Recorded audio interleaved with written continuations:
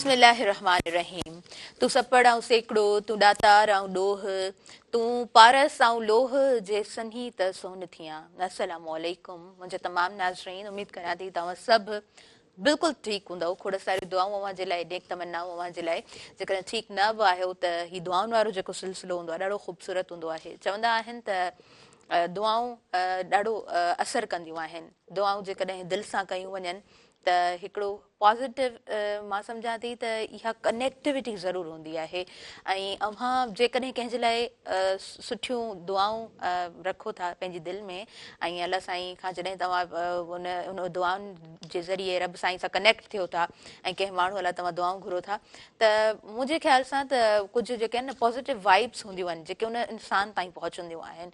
हाणे ॾिसो, जॾहिं ईअं थींदो आहे न कॾहिं कॾहिं त असां ठीकु न हूंदा आहियूं, तबियत नासाज़ हूंदी आहे, त न चाहींदे बि इहो ज़ुबान ते हूंदो आहे। कोई बि जेकॾहिं पुछणु ईंदो आहे, कोई पंहिंजो हूंदो आहे जेको पुछंदो आहे तबियत जो, या इतफ़ाक़ सां जेकॾहिं कॾहिं हॉस्पिटल में एडमिट थिया हुजो, कॾहिं का अहिड़ी सिचुएशन आई हुजे अव्हां जे मथां जंहिंमें अव्हां सम्झंदा हुजो त हाणे मुंहिंजी तबियत जेको आहे न सफ़ा नासाज़ आहे, त उन वक़्तु लभनि ते इहे लफ़्ज़ हूंदा आहिनि। कोई बि पुछणु ईंदो आहे त उनखे चवंदा आहियूं त दुआ में ज़रूरु यादि कजो। त मूंखे ईअं महसूसु थींदो आहे त वाक़ई दुआउनि में असरु ज़रूरु हूंदो आहे। पंहिंजनि जूं जेके दुआऊं हूंदियूं आहिनि उहे ज़रूरु जेको आहे सो रंग लाहींदियूं आहिनि। ख़ासि तौर ते माउ जूं जेके दुआऊं आहिनि उहे असरअंदाज़ ॾाढियूं थींदियूं आहिनि। ऐं माउ जूं दुआऊं जेके आहिनि उहे त यकीननि उन्हनि में सचाई हूंदी आहे। का बि उन्हनि में उन रिश्ते में लोभ ऐं लालच कोन हूंदी आहे। उन रिश्ते में का बि लालच नथी थिए त ज़ाहिरी ॻाल्हि आहे उहो सचो ऐं हिकिड़ो तमामु पंहिंजनि मां पंहिंजो हिकिड़ो रिश्तो ज़रूरु थींदो आहे। अॼु दुआउनि जे हवाले सां ॻाल्हि प्रोग्राम में स्टार्ट कई अथमि त मां सम्झां थी त ही जेके हिन प्रोग्राम जे स्टार्टिंग में बि सुठा लफ़्ज़ हूंदा आहिनि, दुआई बेत हूंदा आहिनि, उहे तव्हांखे बि तमामु घणा सुठा ज़रूरु लॻंदा हूंदा। नाज़रीन, अॼु जो जेको ॾींहुं आहे, अॼु जे ॾींहं ते हीउ जेको प्रोग्राम आहे हर ॾींहुं जीअं अव्हां जे लाइ लाइव हिन वक़्तु नशर करे रहिया आहियूं, ऐं अव्हां जी पंहिंजी मेज़बान ताहिरा जो अव्हां सभिनीनि सां मुख़ातिबु आहियां।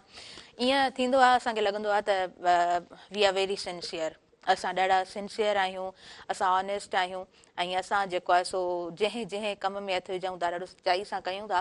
ऐं जंहिं रिश्ते में बि असां आहियूं उहे असांजे घर जा रिश्ता आहिनि, पंहिंजा रिश्ता आहिनि, उन्हनि में असांजी तमामु घणी सचाई आहे। पर अॻिलो जेको इंसानु आहे उन में किथे किथे थी सघे थो त खोट महसूसु थींदी हुजे। मूं हिकिड़ी स्टोरी ॿुधी त हिकिड़ो माण्हू हूंदो आहे, उनखे हिकिड़ी यंग हूंदो आहे छोकिरो, उनखे उहा छोकिरी ॾाढी ख़ूबसूरत लॻंदी आहे, सुहिणी लॻंदी आहे। सो उन्हनि जो इंटरेक्शन थींदो आहे ऐं जेको यंग छोकिरो हूंदो आहे उहो उनखे छोकिरीअ खे उन सां ॻाल्हाइणु चाहींदो आहे, उन सां मिलणु चाहींदो आहे। सो इतफ़ाक़नि उनजी किथे उन सां मुलाक़ात थींदी आहे त वेटर जंहिं जॻह ते वेठा हूंदा आहिनि त उते वेटर ईंदो आहे ऐं उन छोकिरे खां पुछंदो आहे त मतिलबु तव्हां पंहिंजो ऑडर ॾियो न। त हू कॉफ़ी ॿई ऑडर ॾींदा आहिनि, कॉफ़ी घुराईंदा आहिनि। त हूअ छोकिरी जेको आहे सो उन में खंडु विझंदी आहे। बेसाख़्ता जेको छोकिरो वेठो हूंदो आहे उनजे ज़बान मां लूणु निकिरी वेंदो आहे, सॉल्ट उहो चई छॾींदो आहे। छोकिरी ॾाढी हैरान थींदी आहे त कॉफ़ी में सॉल्ट एड करे केरु पीअंदो आहे। त हू छोकिरो जेको आहे सो उनखे हिकिड़ी कहाणी ॿुधाईंदो आहे। चवंदो अथसि त मां समुंड जे किनारे ते असांजो अॼियल ॻोठु आहे, मां उते रहंदो आहियां, ऐं समुंड असांजे तमामु वेझड़ो आहे। त जेको लूणु आहे उन सां कपिड़नि ते लूणु, जिस्म ते लूणु, ज़ुबान ते लूणु, त उन लूण जी जेका तासीर आहे उहा मूंखे ॾाढी वणंदी आहे।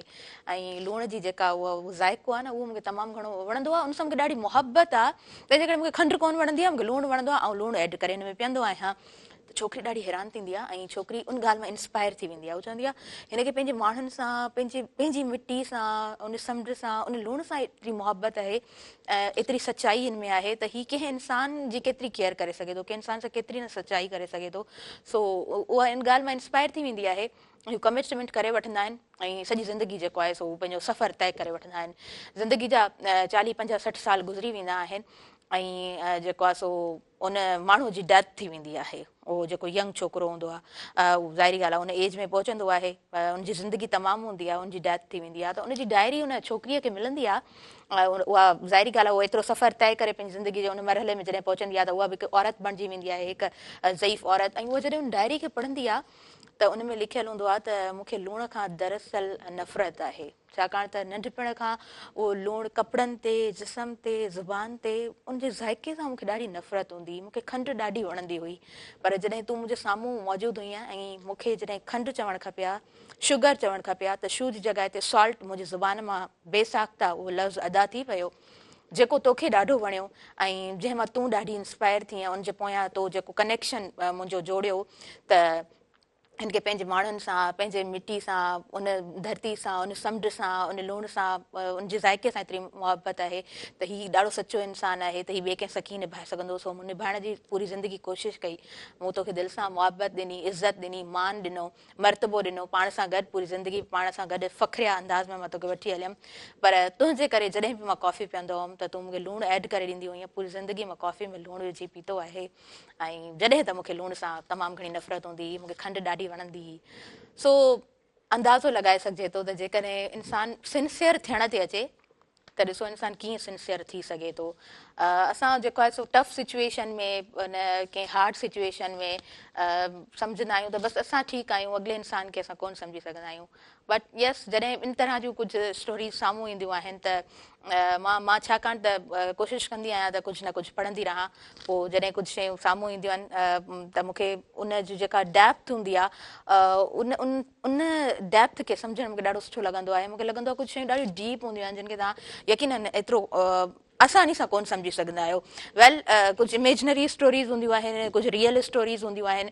मूंखे उहे माण्हू सुठा लॻंदा आहिनि जेके रियलिटीज़ खे एक्सेप्ट कंदा आहिनि, सचाई खे एक्सेप्ट कंदा आहिनि, उन इमेजनरी वर्ल्ड में कोन रहंदा आहिनि। ठीकु आहे, स्टोरीज़ जी ॻाल्हि हद ताईं कुझु शयूं तव्हां पढ़ो था उहे ठीकु आहिनि, पर मां सम्झां थी ऐं इन ॻाल्हि खे ॼाणा थी त जेका हक़ीक़त आहे उनखे पाण सभिनीनि खे सुठे अंदाज़ में तस्लीम करणु खपे ऐं जेका हक़ीक़त हूंदी आहे उन सां ई इंसानु जुड़ियल हूंदो आहे, उन सां ई इंसानु जेको आहे सो अॻियां वधी सघंदो आहे।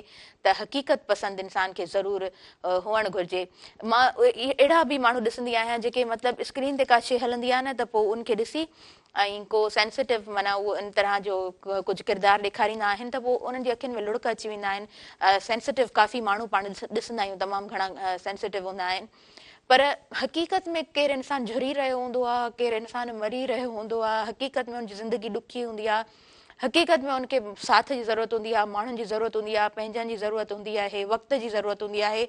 उन्हनि माण्हुनि जी नज़र उन पंहिंजे रिश्ते ते कोन वेंदी आहे, पर हा उहो जेको स्क्रीन ते ॾिसंदा आहिनि उनजो ॾाढो असरु उन्हनि ते थींदो आहे। So person should be realistic, तव्हांखे पंहिंजनि जो क़दुरु हुअणु खपे।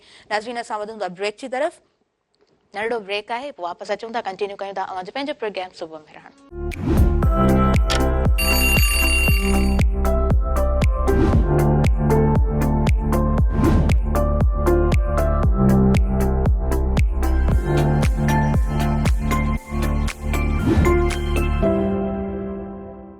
नाज़रीन, सभिनी ॾिसंदड़नि खे आउं ॿीहर भलीकार चवां थी अवां जे पंहिंजे प्रोग्राम सुबुह मेहरान में। ऐं नंढड़ो ब्रेक हुयो, ब्रेक खां पोइ असां वापसि अची चुका आहियूं। मां उमेदु कयां थी तव्हां हीउ प्रोग्राम जेको आहे सो टाइम कढी ॾिसंदा हूंदा। अवां जो जेतिरो रिस्पॉन्स ईंदो आहे मूंखे लॻंदो आहे त वाक़ई तव्हांखे हीउ प्रोग्राम सुठो लॻंदो आहे। मौक़े जी मुनासिबत सां जेतिरा बि क्वेश्चन्स ईंदा आहिनि उहे मूंखे वधीक इन जे लाइ सुठा लॻंदा आहिनि छाकाणि त उन ॻाल्हि खे असां डिस्कस करे सघंदा आहियूं, उन ॻाल्हि खे अॻियां वठी हली सघंदा आहियूं ऐं उनजो को रिज़ल्ट जेकॾहिं को सोल्यूशन मिलंदो आहे त सुठी ॻाल्हि आहे। रिज़ल्ट त ख़ैर तमामु जेको आहे सो उहो लास्ट स्टेप हूंदो आहे त तव्हां तमामु पंहिंजूं कोशिशूं जारी रखो ऐं लास्ट में तव्हांखे रिज़ल्ट मिले। सो मां हमेशह हिकिड़ी ॻाल्हि कंदी आहियां त जॾहिं मसइला हूंदा आहिनि त उन्हनि जा हल बि हूंदा आहिनि, पर असांजूं जेके सोचूं आहिनि उहे तमामु उन मसइले खे वॾो करे छॾींदियूं आहिनि। तंहिंजे करे शायदि असांखे उहो हल ॾाढो धुंधलो नज़र ईंदो आहे, किथे किथे नज़र बि कोन ईंदो आहे, पर हर मसइले जो हल ज़रूरु हूंदो आहे। मां हिन सोसाइटी में उहे यूथ एक्टिविस्ट बि ॾिसंदी आहियां जेके पंहिंजे बलबूते ते, पंहिंजे बिहाव ते, पंहिंजे पेरनि ते उहे नियाणियूं अॻियां वधंदियूं आहिनि, तमामु ख़ूबसूरत अंदाज़ में कमु करे रहियूं हूंदियूं आहिनि, जिन जे अॻियां मां ॼाणा थी त तमामु घणा बैरियर्स हूंदा आहिनि, रुकावटूं हूंदियूं आहिनि, माइलस्टोन्स हूंदा आहिनि, पर उन्हनि तमामु उन्हनि मुश्किलातुनि खे मुंहुं ॾेई हू अॻियां वधंदियूं रहंदियूं आहिनि, पंहिंजा ख़ूबसूरत कमु ख़ूबसूरत अंदाज़ में करे रहियूं हूंदियूं आहिनि जेके तमामु यूथ मेंबर्स जे लाइ यकीननि फ़ाइदेमंद हूंदा आहिनि। यूथ मेंबर्स जे लाइ मां सम्झां थी त हिकिड़ी डायरेक्शन ॾाढी ज़रूरी हूंदी आहे, कुझु मेंटोर्स ॾाढा ज़रूरी हूंदा आहिनि, या हिकु मेंटोर बि उन्हनि जी ज़िंदगी यकीननि ख़ूबसूरत बणाए सघंदो आहे। कैरियर प्लानिंग जंहिंजो को असां वटि वॾो इदारो त मौजूदु न आहे, पर उनजे बावजूद बि हिन वक़्त में ईअं नथा चई सघूं त कैरियर प्लानिंग कोन थी थिए। पाण ॾिसूं पिया त काफ़ी अहिड़ा स्टूडेंट्स जेके स्कूल ऐं कॉलेज खां वठी यूनिवर्सिटी ताईं ॾाढो ख़ूबसूरत अंदाज़ में हिकिड़े पंहिंजे गोल खे वठी हलंदा आहिनि ऐं कुझु टाइम में उहो टारगेट ठाहींदा आहिनि ऐं कुझु टाइम खां पोइ उहे तमामु शयूं हासिल बि कंदा, पंहिंजे उन मक़ाम ते बि पहुचनि था। यानी चवण जो मक़सदु त उन्हनि जे पोयां हिकिड़ो मेंटोर हूंदो आहे, उन्हनि वटि कैरियर प्लानिंग हूंदी आहे ऐं उन्हनि वटि हिकिड़ो हिकिड़ो रस्तो ज़रूरु मौजूदु हूंदो आहे जंहिंखे वठी उहे पंहिंजे उन तमामु मंज़िलनि ताईं ज़रूरु पहुचंदा आहिनि ऐं तमामु नौजवाननि जे लाइ, असांजी हिन सोसाइटी जे लाइ जिथे जिथे बि उन्हनि खे ॾिठो वेंदो आहे, ॿुधो वेंदो आहे, उन्हनि जे लाइ हू इंस्पिरेशन पिणु बणिजंदा आहिनि। कुझु माण्हू कंहिंजे एक्सपीरियंस मां ॾिसी तमामु घणो कुझु सिखंदा आहिनि ऐं कुझु माण्हू वरी पंहिंजे एक्सपीरियंस मां तमामु घणो सिखंदा आहिनि। सो ॿई ॻाल्हियूं ज़रूरी आहिनि, इम्पॉर्टेंट आहिनि। जनाब, मुंहिंजे प्रोग्राम में अॼु सबीन जावेद साहिबा मौजूदु आहिनि। पाण फाउंडर आहिनि टैलेंट पाकिस्तान ऐं यूथ एक्टिविस्ट आहिनि। उनखां अलावा हिननि जूं जेके एक्टिविटीज़ आहिनि उहे तमामु सुठियूं आहिनि। डिफरेंट प्रोजेक्ट्स में डिफरेंट टाइम ते असां हिननि खे वर्क कंदे ॾिठो आहे। पंहिंजे कम सां ॾाढो कमिटेड रहंदियूं आहिनि ऐं उनखां अलावा जॾहिं बि हिननि खे कंहिं बि प्रोग्राम में वेहंदे ॾिठो आहे या हिननि जो जॾहिं ॻाल्हाइण कंहिं टॉपिक ते जॾहिं हिननि खे मधु कयो वेंदो आहे ऐं साम्हूं अची जॾहिं ॻाल्हाईंदियूं आहिनि त मूंखे ईअं महसूसु थींदो आहे त सभिनी कुझु पढ़ी पोइ ॿाहिरि ईंदी आहे ऐं कुझु पढ़ी उनखां पोइ उनखे अंडरस्टैंड करे पोइ सम्झाइण जी कोशिशि कंदी आहे। पर्सनली सभिनी जो जेको कमु आहे उहो मूंखे तमामु सुठो लॻंदो आहे। शी इज़ वेरी एक्टिव, माशाल्लाह, she is very talented, very graceful girl. हालांकि ग्रेसफुल वर्ड जेको आहे थोरो वॾी उमिरि वारनि जी औरतुनि लाइ यूज़ थींदो आहे, but yes, you are very charming, माशाल्लाह। आपको मैं वेलकम कहती हूँ। अस्सलाम वालेकुम, हैव अ गुड मॉर्निंग। कैसी हैं सबीन? ठीक है, वालेकुम सलाम। यस, आई एम वेरी गुड। आप कैसी हैं? अल्हम्दुलिल्लाह। और मैं एनर्जेटिक हूँ। मैं चाहूँगी कि ये प्रोग्राम अच्छी तरह से मैं कंडक्ट कर सकूँ और यूज़फुल प्रोग्राम हमारे तमाम व्यूवर्स तक पहुँचे। सबीन, मैं चाहूँगी कि आपकी जो तमाम एक्टिविटीज़ हैं जिनमें आप इन्वॉल्व रहती हैं, टिंडोजाम यूनिवर्सिटी, टिंडोजाम तव्हां वञो, एग्रीकल्चर यूनिवर्सिटी तव्हां विज़िट कयो, महरान यूनिवर्सिटी विज़िट कयो या सिंध यूनिवर्सिटी विज़िट कयो। उनखां अलावा तव्हां बेनज़ीर आबाद भुट्टो यूनिवर्सिटी हलिया वञो। तमामु सिंध जूं मुख़्तलिफ़ यूनिवर्सिटीज़, इंस्टीट्यूट्स जिनमें सभिनी जो विज़िट रहंदो आहे ऐं डिफरेंट प्रोग्राम्स में सेमिनार्स हुजनि, कॉन्फ्रेंसिस हुजनि और ट्रेनिंग्स हुजनि, ओवरऑल पाकिस्तान में सभिनी उहे कंडक्ट कंदी रहंदी आहे या उन्हनि जो हिकिड़ो हिस्सो ज़रूरु बणिजंदी आहे। सभिनी कैसा लगता है तमाम एक्टिविटीज़ इस तरह लेके चलना? मुश्किल कभी कभी होता है इन तमाम चीज़ों को देखना? It's not an easy, but we are doing well. और बहुत अच्छा लगता है क्योंकि जब आपके पास चैलेंजेस होते हैं तभी काम करने में मजा आता है। Without challenges I can't do anything. Challenges आप में इंस्पिरेशन पैदा करते हैं, कंपटीशन पैदा होता है। बिल्कुल। और जब कंपटीशन पैदा होता है तभी आपको लगता है कि अब आप आगे जा रहे हैं। जी हाँ। और मुश्किलात का सामना बिल्कुल रहा, डिफरेंट इदारों के साथ अच्छा लगा, क्योंकि मेरा ऐसा मानना है कि जब आप काम कर रहे होते हैं तो सामने वाले से भी सीख रहे होते हैं। हाँ, ये तो है। हाँ, आप कुछ सिखाते हैं, कुछ सीखते हैं। जी हाँ। तो जैसे कि अभी कुछ यूनिवर्सिटीज़ का जिक्र किया, तो बिल्कुल लास्ट ईयर भी महरान यूनिवर्सिटी में ह्यूमन राइट कॉन्फ्रेंस के अंदर जो है वो मेरी पार्टिसिपेशन रही थी और उसमें डिफरेंट जो है कैटेगरीज के लोगों ने पार्टिसिपेट भी किया था, जिसमें कुछ पॉलिटिशियंस थे, लॉयर्स थे, सोशल एक्टिविस्ट थे। सो मैंने रिप्रेजेंट किया, एक अवार्ड भी विन किया। फिर टैलेंट ऑफ पाकिस्तान को मैं रिप्रेजेंट कर रही हूँ, तो मेरी कोशिश होती है कि किसी भी तरह से टैलेंटेड लोगों के साथ भी काम किया जाए और टैलेंट को भी, स्किल्स को भी फ्रंट लाइन पे लाया जाए। तो फिर अच्छा लगा। उसके अलावा फिर आगे बढ़े तो टंडोजाम एग्रीकल्चर यूनिवर्सिटी में एक मेंटल हेल्थ के ऊपर सेशन हो रहा था। वहाँ मुझे मौका मिला कि मैं कुछ बात कर सकूँ। According to my knowledge I have shared my views to my followers, और वहाँ से भी मुझे काफ़ी अप्रिसिएशन मिली। फिर ठट्टा, बदीन और नवाबशाह डिफरेंट जगहों पे वर्किंग रही। चैलेंजिंग है क्योंकि ट्रैवल करके आप जाते हैं, ट्रैवल भी करते हैं और ट्रैवल के साथ साथ फिर आपको जब नया माहौल होता है तो थोड़ा सा एडजस्ट करने में प्रॉब्लम होती है, पर हमने किया। हाँ हाँ, बिल्कुल बिल्कुल। अच्छा जी, टैलेंट पाकिस्तान की जब हम बात करते हैं, टैलेंट ऑफ पाकिस्तान, आप फाउंडर हैं। सबीन, मैं समझती हूँ कि मैं पहले डिस्कस कर चुकी हूँ इस बात को, लेकिन मैं चाहूँगी कि आप थोड़ा एलिब्रेट करें कि कब से स्टार्ट किया आपने काम करना, कब से आपने सोचा कि मैं फाउंडर बन सकती हूँ, मैं टैलेंट को एक्सपोज कर सकती हूँ, उनके साथ काम कर सकती हूँ? जी प्लीज़। ये तो तकरीबन it's all about 5 to 6 years ago when I was a student, and मैंने अपनी एजुकेशन के साथ साथ ये तमाम छोटी छोटी मोटिवेशनल एक्टिविटीज़ स्टार्ट की थी। तो उसमें ये नहीं होता था कि मुझे आगे चल के कोई कंटेंट बनाना है या कोई मैं इदारा बनाऊंगी, ऐसा कुछ भी उस वक्त मेरे जहन में कॉन्सेप्ट नहीं था। बस ये था कि थोड़ी सी क्यूरियोसिटी भी होती है और वो थोड़ा अर्ली एज होती है। तो मुझे ऐसा लगता था कि यार हीरो बन जाएं किसी तरह से। तो हीरो बनना है तो बस वो तो मेरे ख्याल में एक हर लड़की ये चाहती है कि मेरी एक पहचान हो, मेरे अपने विंग्स हों और मैं उड़ सकूं हवाओं में। और लेकिन ये वो वाली हवाएं नहीं है जो आपको उड़ा के गलत डायरेक्शन में ले जाती है। ये पॉजिटिव हवाएं हैं जिसमें आप खुद भी उड़ते हैं और अपने कुलीग्स जो होते हैं, आपके दोस्त होते हैं, उनको भी मौका मिलता है कि वो भी इस चीज़ को एंजॉय करें।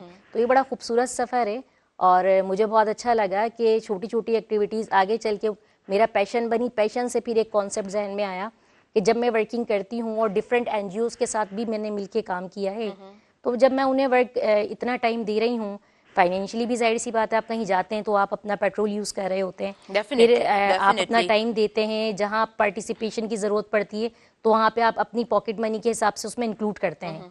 तो क्यों ना मैं फिर अपना कोई एक सा कंटेंट बनाऊं कि उसमें मेरा भी तो नाम हो। तो वो तो आप काम कर रहे होते हैं, वॉलंटियरली काम कर रहे होते हैं। फिर बस मुझे लगा कि अब मैंने एक्सपीरियंस भी गेन किया है काफ़ी जगहों पर वर्किंग करके, और एक्सपीरियंस जब गेन हुआ तो फिर I have made my own team by using name talent of Pakistan and still I am working on that. और अब मेरी पूरी एक माशाल्लाह काफ़ी उसमें यंगर्स हैं, टीचर्स हैं, उसमें मेरे साथ कुछ सोशल पर्सन्स हैं, कुछ उसमें लॉ के स्टूडेंट हैं, कुछ मेडिकल के स्टूडेंट हैं। टैलेंट ऑफ पाकिस्तान की जब हम बात करते हैं तो जाहिर सी बात है, नाम से ही पता चलता है कि टैलेंट को कलेक्ट करना, उनको एनहांस करना और जो है मुख्तलिफ जगहों पे उनको अपॉर्चुनिटीज जहाँ जहाँ पे जिसको मिल रही है तो उनको जाहिर सी बात है आप चाहेंगे कि वो गेन करें वो अपॉर्चुनिटीज। अच्छा, एक तो काम आपका, आपने मुझे बताया भी था कि आपकी फैमिली मेंबर्स, आपके पेरेंट्स जो थे वो वही आपकी मोटिवेशन बने, लेकिन कोई ऐसा पर्सन जिसको आपने देखा हो कि हाँ यार फलां लड़की बहुत अच्छे तरीके से काम कर रही है और वो पूरे कंट्री को रिप्रेजेंट कर रही है, व्हाई नॉट मैं भी कर सकती हूँ, मैं भी इस तरह का कोई प्लेटफॉर्म ला सकती हूँ जहाँ पे मैं यूथ को कलेक्ट कर सकती हूँ, टैलेंट को जो है वो देख सकती हूँ, परख सकती हूँ, उनके साथ काम कर सकती हूँ। अच्छा, इसमें ताहिरा बहुत सारे नाम हैं और सबसे ज़्यादा जो मुझे इंस्पिरेशन मिली है ना, वो मिली है मुझे मोहतरमा से जी, क्योंकि वो एक लेडियों के प्राइम मिनिस्टर रही हैं 2 टाइम्स, ठीक है। और ये हमारे पूरे एक मुस्लिम उम्मा के लिए एक बड़ी ऑनर की बात है। और सेकंड ये कि बात सिर्फ इसकी नहीं होती कि आप पॉलिटिक्स में खुद को मनवा रहे हैं, ऐसी हमारी बहुत सारी डिफरेंट लेडीज़ हैं। आप देखें कि वो बहुत अच्छी पायलट्स भी हैं, ठीक है, वो बहुत अच्छी एजुकेशनिस्ट भी हैं जी, बिल्कुल, वो आर्मी में ब्रिगेडियर्स के लेवल तक भी पहुंची हैं, ठीक है। तो जब वो इतनी सारी लेडीज होकर हर जगह पर अपने हिसाब से वर्किंग कर रही हैं, तो व्हाई नॉट सबीन। सो मुझे लगा कि मैं भी कुछ ना कुछ ऐसा डिफरेंट कर सकूं कि जिसमें मेरी थोड़ी अपनी भी उसके अंदर इन्वॉल्वमेंट रही टैलेंट की, क्योंकि मुझे लगता था कि मैं एक मल्टी टैलेंटेड पर्सन हूँ और मैं बेक वक्त कई काम कर सकती हूँ। अच्छा सबीन, एक तो होता है ना, आप जब यूनिवर्सिटी में पढ़ रहे होते हो, वो CGPN का झगड़ा हमारा खुद के साथ ही चल रहा होता है कि भाई हमने जो है वो अच्छी मार्क्स लानी है और अच्छी डिग्री हमारे पास मौजूद हो, और उसके बाद एक माइंड सेट होता है, ना चाहते हुए भी हम सोचते हैं कहीं ना कहीं हमें गवर्नमेंट जॉब मिले ताकि हम जो है वो अपना फ्यूचर सिक्योर करें। सबीन, ये फेज कैसा रहा आपके लिए, आप क्या सोचती थी? यार गवर्नमेंट जॉब की तरफ मेरा कभी भी रुझान नहीं था, कभी भी नहीं रहा गवर्नमेंट जॉब की तरफ मेरा रुझान।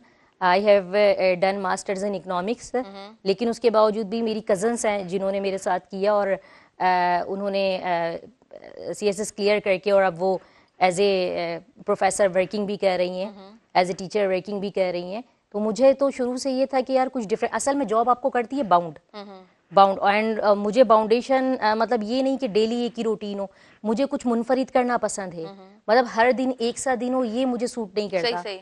तो मेरी नेचर कुछ थोड़ी सी डिफरेंट थी। प्राइवेट जॉब का तो फिर ये है कि उसमें अर्निंग भी आपको ज्यादा होती है, और सेकंड फिर ये कि आप बाउंड भी नहीं रहते। अगर आपने कुछ टाइम वर्किंग की है, साल 2 साल 3 साल, अगर आपको वो चीज़ें नहीं समझ में आ रही होती हैं या अगर आपको बेटर अपॉर्चुनिटी मिलती है तो आप उस तरफ मूव कर लेते हैं।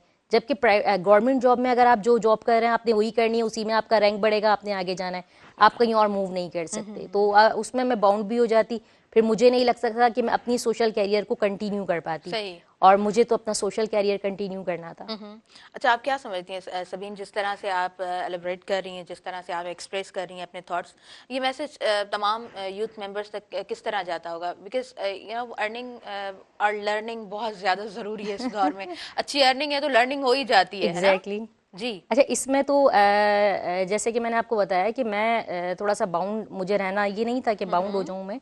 तो कॉलेज के बाद मेरी कुछ एक्टिविटीज़ होती थी, मींस के मैं घर आई, लंच किया, उसके बाद थोड़ी देर आराम करके फिर इवनिंग में मैं 2 आवर्स कहीं ना कहीं क्लासेस लेती थी। अच्छा। उसमें डिफरेंट फैशन डिज़ाइनिंग की भी मैंने क्लासेस कई ली, ओके। वो कोर्सेज मैंने किए हुए हैं, ठीक है। उसके बाद फिर ब्यूटिशियन मैंने किया, उसके बाद फिर मैंने कारपेट डिज़ाइनिंग की। ओके। तो ये नहीं कि ये वाला मेरे लाइफ का फेज बहुत कम लोग जानते हैं, क्योंकि मैं प्रोफेशनली नहीं आई। I have done beautician, I have done graphic fashion designing, and उसके बाद फिर काफ़ी सारे ऐसे शॉर्ट कोर्सेज हैं जो मैंने किए हुए हैं। तो जब आप इतने सारे मल्टी कोर्सेज करते हैं ना, हाँ जी, तो बिल्कुल फिर बिल्कुल। आपकी शख्सियत भी थोड़ी सी उसी तरह की हो जाती है, आर्टिस्टिक। तो मुझे अच्छा लगा ये तमाम चीज़ें। और अब देखिए ना, जब आप कोई ना कोई काम करते हैं उसमें ऑलरेडी अर्निंग होती है। सही। मैंने खुद ये था कि मैंने कुछ चीज़ें सीखी, कुछ अरसा मैंने सलून खोला, और वो सलून से मुझे काफ़ी अर्निंग रही। मैंने अपने बाहर आउटसाइडर नहीं, मैंने अपने घर के लाउंज में वो सलून खोला, क्योंकि आई am very passionate about my working and learning passionate, कि मुझे उसको थोड़ा सा क्लियर भी करना है यार, डेंटिंग पेंटिंग भी करनी है। सही सही। बड़ा मैं उससे इम्प्रेस भी रही, काफ़ी सारी ऐसी हाँ, क्लासेस भी वो मैंने अटेंड। कोर्सेज भी करना और फिर पर्सनालिटी में वो सारी चीजें होना, हाँ हाँ, खुद से इंसान एक्टिव होता है तो एक्टिव जाहिर सी होता बात है है, वो सारी चीजें ही कर रहा होता है खुद। कर रहा होता है। तो ये तमाम चीज़ें थी। अब ये जब मैंने किया तो उससे मुझे अर्निंग भी हुई ना, हाँ जी। अर्निंग हुई मुझे। तो वो मेरे लिए अभी वही वाली बात कि जब आप सिंगल लाइफ में होते हैं ना, तो आपको ये वाली टेंशन नहीं होती कि यार पीछे बीवी और बच्चे रो रहे हैं। हाँ जी। ठीक है, तो मेरे साथ भी ऐसा कोई मसला नहीं था। हाँ हाँ, मुझे बिल्कुल। पता था जो भी अर्निंग है वो मेरे हाँ लिए काफ़ी है, हाँ भाई, कोई शोहर नहीं है, कोई बच्चा नहीं है, कुछ कोई बाउंड में नहीं हूँ कहीं बाउंडेशन पे। नहीं है। जी। तो यार जो भी आया बस कुछ जमा करने का तो उस वक्त था ही नहीं कि जमा बिल्कुल भी करना बिल्कुल। है।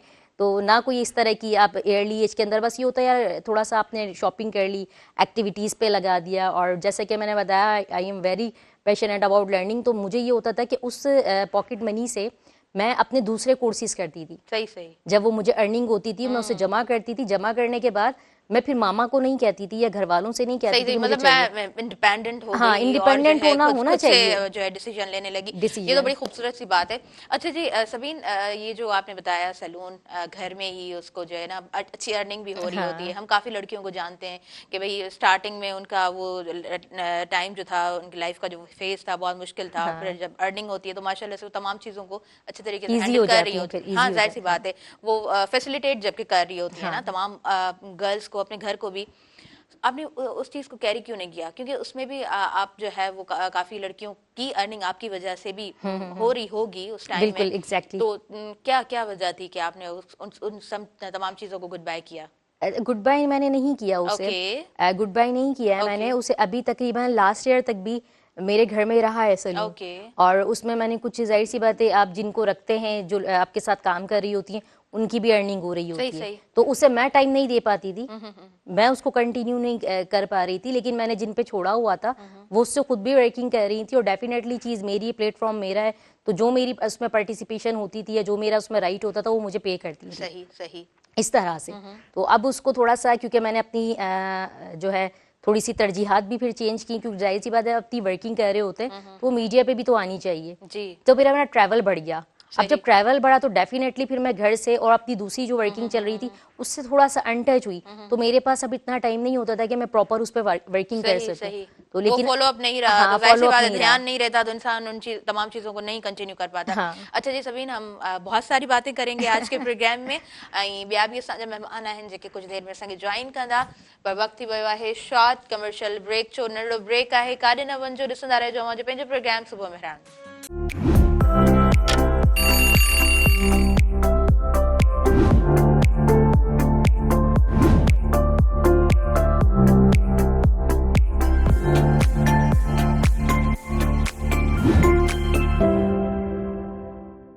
अभी वर्ष सभी ॾिसंदड़नि खे सुबुह मेहरान प्रोग्राम में चवां थी। ऐं यकीनन ही प्लेटफॉर्म अवांजो पंहिंजो आहे, हिन नंबर हली रहियो आहे, तव्हां उनखे सेव कयो, डायल कयो, प्रोग्राम में शामिल थियो ऐं तव्हां पंहिंजूं ॻाल्हियूं असां सां बि वंडे सघो था। सबीन जावेद साहिब मूंसां गॾु मौजूद आहिनि। सबीन, चाय भी आ चुकी है, महजूज चाय से भी हम होंगे और जी हम अपनी बातें भी करेंगे। अच्छा जी सबीन, मैं देखती रहती हूँ अक्सर तमाम उन ख़वातीन को बड़े अच्छे तरीके से माशाल्लाह से वो काम कर रही होती हैं। हालांकि लोग मुझे भी इसी तरह कहते हैं कि आप बहुत एक्टिव हैं और जो है आपकी एक्टिविटीज़, फिर स्क्रीन का काम, तो कभी कभी मैं भी सोचती हूँ कि हाँ 4-5 चीज़ों को लेके चलना समटाइम्स मुश्किल हो भी जाता है, लेकिन काम को जब हम एंजॉय करते हैं ना तो वो काम हमारे लिए वो दवा भी बन जाता है, मरहम भी बन जाता है, वही काम हमारा। सबीन किस तरह जो है वो काम को लेके चलती हैं?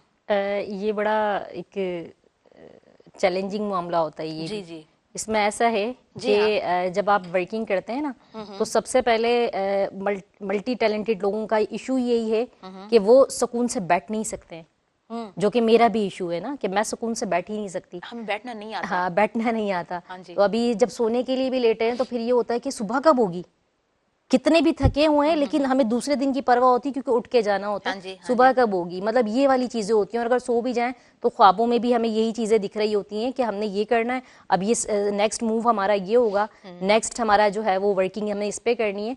तो इसमें जो है ना सबसे ज्यादा इग्नोर होती है वो आपकी अपनी पर्सनल लाइफ होती है। इसका सबसे बड़ा डिसएडवांटेज भी ये है। तो पर्सनल लाइफ थोड़ी सी हुई मेरी इग्नोर हुई, जी। और इग्नोर होने के बाद जो है थोड़ी सी हेल्थ भी खराब होती है। मींस आपके पास इतना टाइम नहीं होता है कि फिर आप अपने ऊपर भी वर्किंग कर सकें, बस आपने वर्किंग करनी होती है। सही। तो सबसे बड़ा चैलेंज इसके ऊपर ये आता है, ठीक है। हाँ जी, पंहिंजो पाण खे भी टाइम ॾियणु ॾाढो ज़रूरी हूंदो आहे, नो डाउट। हाँ, तो अब ये था ना कि अगर थोड़ा सा कभी टेम्परेचर भी फील हो रहा है तो अब डॉक्टर तक तो जाना ही नहीं है, उठाई है पैनाडोल आपने खा ली। हाँ जी, ये बड़ा मसला है जी। तो बिल्कुल ये बिल्कुल। चीजें होती है ना, मतलब आपकी हेल्थ भी डिस्टर्ब हो रही है, आप भी डिस्टर्ब हो रहे हैं, और लेकिन आप इतने पैशनेट है कि आपने अपना काम करना है, सुकून से आपने बैठना ही नहीं है। तो ये सारी चीजें होती है। और मेरे ख्याल में जितनी भी आजकल की यूथ है वर्किंग कर रही है, चाहे वो गर्ल्स हैं हमारी या बॉयज हैं, तो मेरे ख्याल में सबका यही है। क्योंकि देखिए ना, अब रियलिटी के अंदर और एक जो आपकी एक ड्रीम लाइफ होती है उसमें फर्क होता है, ठीक है ना। एक ख्वाबों की दुनिया अलग है जी, और बिल्कुल। जबकि रियलिटी उसकी बिल्कुल अपोजिट है। बिल्कुल। इसमें बहुत चैलेंजेस हैं, इसके अंदर बहुत जो है हर्डल्स भी हैं, जबकि कहानियां होती हैं, फेरी टेल बना हुआ होता है। तो इसमें आप बैलेंस भी रखें, मतलब ख्वाब भले बड़े बड़े देखें, बड़े बड़े देखें, ख्वाब देखने पे पाबंदी नहीं है, बल्कि ख्वाब देखें, जागती आंखों से ख्वाब देखें, लेकिन उसको रियल लाइफ के साथ कंपेयर ना करें। जी बिल्कुल। अच्छा सबीन, मैं आपसे पूछना चाहूंगी कि ख्वाब, सबीन के लिए ख्वाब क्या है? ख्वाब मेरे लिए तो जिंदगी है। अच्छा। क्योंकि जो लोग मेरे ख्याल में ख्वाब नहीं देखते या ख्वाब देखने के आदी नहीं है, वो फिर कुछ करते भी नहीं है। ख्वाब देखते ही वो हैं जिनके अंदर आइडियाज होते हैं। Great mind always have ideas. तो आइडियाज कैसे आते हैं? आप जब जागती आंखों से कुछ तसव्वुर करते हैं, कुछ इमेजिन करते हैं, तभी तो आते हैं। सही। तो ऐसे ही आते हैं ना, जब मैं ये बैठकर सोचूंगी कि नहीं, अभी मैं इस चैलेंज तक तो आ गई हूँ, ये मैंने कंप्लीट कर लिया, अब मैंने और आगे जाना है, तो ये जागती आंखों से ख्वाब देखना हुआ ना।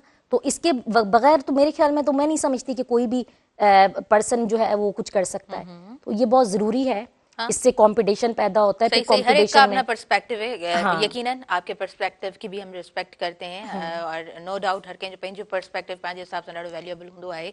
और अगर हम हकीकत की बात करें, मैंने आज इंट्रो जब दिया ना तो एक छोटी सी स्टोरी थी, बड़ी खूबसूरत थी, वो मैंने शेयर की अपने व्यूवर्स के साथ। और मैंने कहा कि हम इमेजनरी स्टोरीज कभी कभार पढ़ रहे होते हैं, नॉवेल्स पढ़ रहे होते हैं, फिक्शंस, और ये सारी चीज़ें जो है वो भी इर्द गिर्द हमारे यहाँ मूव कर रही होती हैं, लेकिन फिर भी रियलिस्टिक पर्सन जो होता है वो अपना अमल देखता है, या लोगों का भी अमल देखता है, वो वर्ड्स पे बिलीव नहीं करता। तो मैं आपसे पूछना चाहूंगी कि रियलिटी सबीन के लिए क्या है? देखिए, रियलिटी ऐसी है कि मैंने कहा कि ख्वाब देखें, ख्वाब देखने से इंस्पिरेशन मिलेगी आपको, लेकिन ख्वाब, मैंने जैसे बताया कि there is lot of difference between dream life and your reality life. Yes. ठीक है, तो इसके अंदर आप खुद को मेंटली प्रिपेयर रखें कि जैसे आपने सोचा था अनएक्सपेक्टेड हो रही हैं चीज़ें, तो फिर आपने जो है वो पहले से खुद को मेंटली प्रिपेयर रखना है इस तरह से कि फिर आप डिसअपॉइंटेड ना हो ना। Okay. तो मुझे लगता है कि मैंने खुद पे अगर ख्वाब देखे तो उनको ख्वाब को अचीवमेंट या रियल लाइफ में लाने के लिए स्ट्रगल भी की।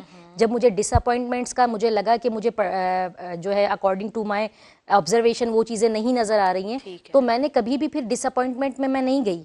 मतलब मैंने कहा कोई बात नहीं है, कि वही बात है कि या तो आप जीत जाते हैं या आप सीख जाते हैं। तो कहीं पे हम जीते, कहीं पे हम सीखे, और अभी ये जीतने और सीखने का अमल जारी रहेगा। तो रियलिटी यही है कि चीज़ों को फिर एक्सेप्ट करना सीखें।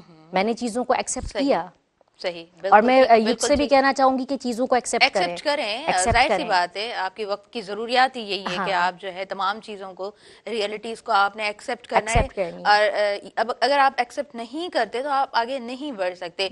अच्छा जी, टैलेंट ऑफ पाकिस्तान, अगर हम टैलेंट ऑफ पाकिस्तान की बात करें तो इस वक्त क्या एक्टिविटीज हैं, कोई प्रोजेक्ट है जिसपे आप काम कर रही हैं? मैं पूछना चाहूंगी, जानना चाहूंगी मैं। अच्छा, एक्टिविटीज होती हैं इस पर, और प्रोजेक्ट पे इसलिए जो है हम प्रॉपर काम नहीं करते क्योंकि प्रोजेक्ट आपको बाउंड करता है। ठीक है, प्रोजेक्ट फिर आप एक ही क्राइटेरिया के अंदर बैठ के वो 2-3 साल तक उसी पे आप काम करते हैं, जबकि आप डिफरेंट शॉर्ट प्रोजेक्ट्स भी तो आते हैं ना, हाँ 1 ईयर शॉर्ट प्रोजेक्ट पे आप कर सकते हैं। मेरा ये था कि हमने देखें जो चीजें रखी थी ना, टैलेंट ऑफ पाकिस्तान का नाम ही आप देख लें कि इससे ये नहीं पता चलता कि ये कोई राशन बांटने वाली एनजीओ है या फिर इसने मोटिवेशनल सेमिनार्स ही करने हैं, या इस टैलेंट का मतलब होता है कि हर चीज उसमें आ रही है। If you are skillable person you can do it everything in every platform. तो मुझे ये था, अब टैलेंटेड लोग बहुत सारे हैं, हम कई डेज भी सेलिब्रेट करते हैं कि जिसे रिसेंटली हमने अक्टूबर में जो है वो breast cancer awareness day celebrate किया था, सेमिनार उस पर हमने रखा था। उससे पहले फिर अगर हम जाएं तो इंटरनेशनल रूरल वुमेन्स डे था, वो हमने सेलिब्रेट किया था। फिर इकबाल डे नवंबर में आया, वो हमने सेलिब्रेट किया। किस तरह तैयारी होती है, किस तरह सेलिब्रेट किया जाता है? देखिए ना, इस पर सेमिनार में जरूर रखती हूँ। सेमिनार अगर ना रख सकूं, किसी भी कोशिश ये होती है कि किसी भी रीजन में, हाँ किसी भी एजुकेशन इदारे में ना, चाहे वो कोई जैसे अभी हमने इंटरनेशनल चिल्ड्रन डे सेलिब्रेट किया था, तो वो हमने गवर्नमेंट स्कूल में रखा था। तो उसमें स्टूडेंट होते हैं, स्टूडेंट्स वो हमारे जूनियर्स हैं, हमें उन्हें सिखाना है, हमें उन्हें बताना है, ठीक है ना। तो मैं इसीलिए कोशिश करती हूँ कि एजुकेशन इदारे में रखूँ। वहाँ पे आपके पास काफ़ी सारे लैंग्वेजेस के भी स्टूडेंट्स मौजूद होते हैं, जूनियर्स होते हैं, आपके पास हर तरह के एज कैटेगरी भी होती है। मींस अगर आप किसी प्राइमरी स्कूल से लेकर सेकेंडरी स्कूल तक के, और ये आपका लर्निंग पीरियड होता है। इसमें जब आप वर्किंग करते हैं तो आप बेहतर तरीके से काम कर सकते हैं। तो मैंने ये जो जैसे यूनिवर्सिटीज पे आपको मैंने बताया कि कुछ सेशन हमने वहाँ किए, जब हम एल्डर्स के साथ कर रहे होते हैं वहां से हम सीख रहे होते हैं, लेकिन जब हम जूनियर्स के साथ काम करते हैं उनको हम सिखा रहे होते हैं। तो ये थोड़ा सा wants to be the part of talent of Pakistan, तो क्या प्रोसीजर होता है? प्रोसेस तो ये है, simply if you are willing to join this platform and you are passionate about your working, you can join us। इसके लिए कोई हार्ड एंड पार्ट रूल नहीं है, बस ठीक है आप सिंपली हमारे मेंबर्स हो जाएं, और लेकिन आपने एक्टिविटीज आप अटेंड करनी है, उनमें पार्टिसिपेशन करनी है। जैसे still we are working on sessions. आप कहीं पे अरेंज करवा सकते हैं तो अरेंज करवाएं। हाँ अरेंज इस तरह से हो सकता है, बिल्कुल।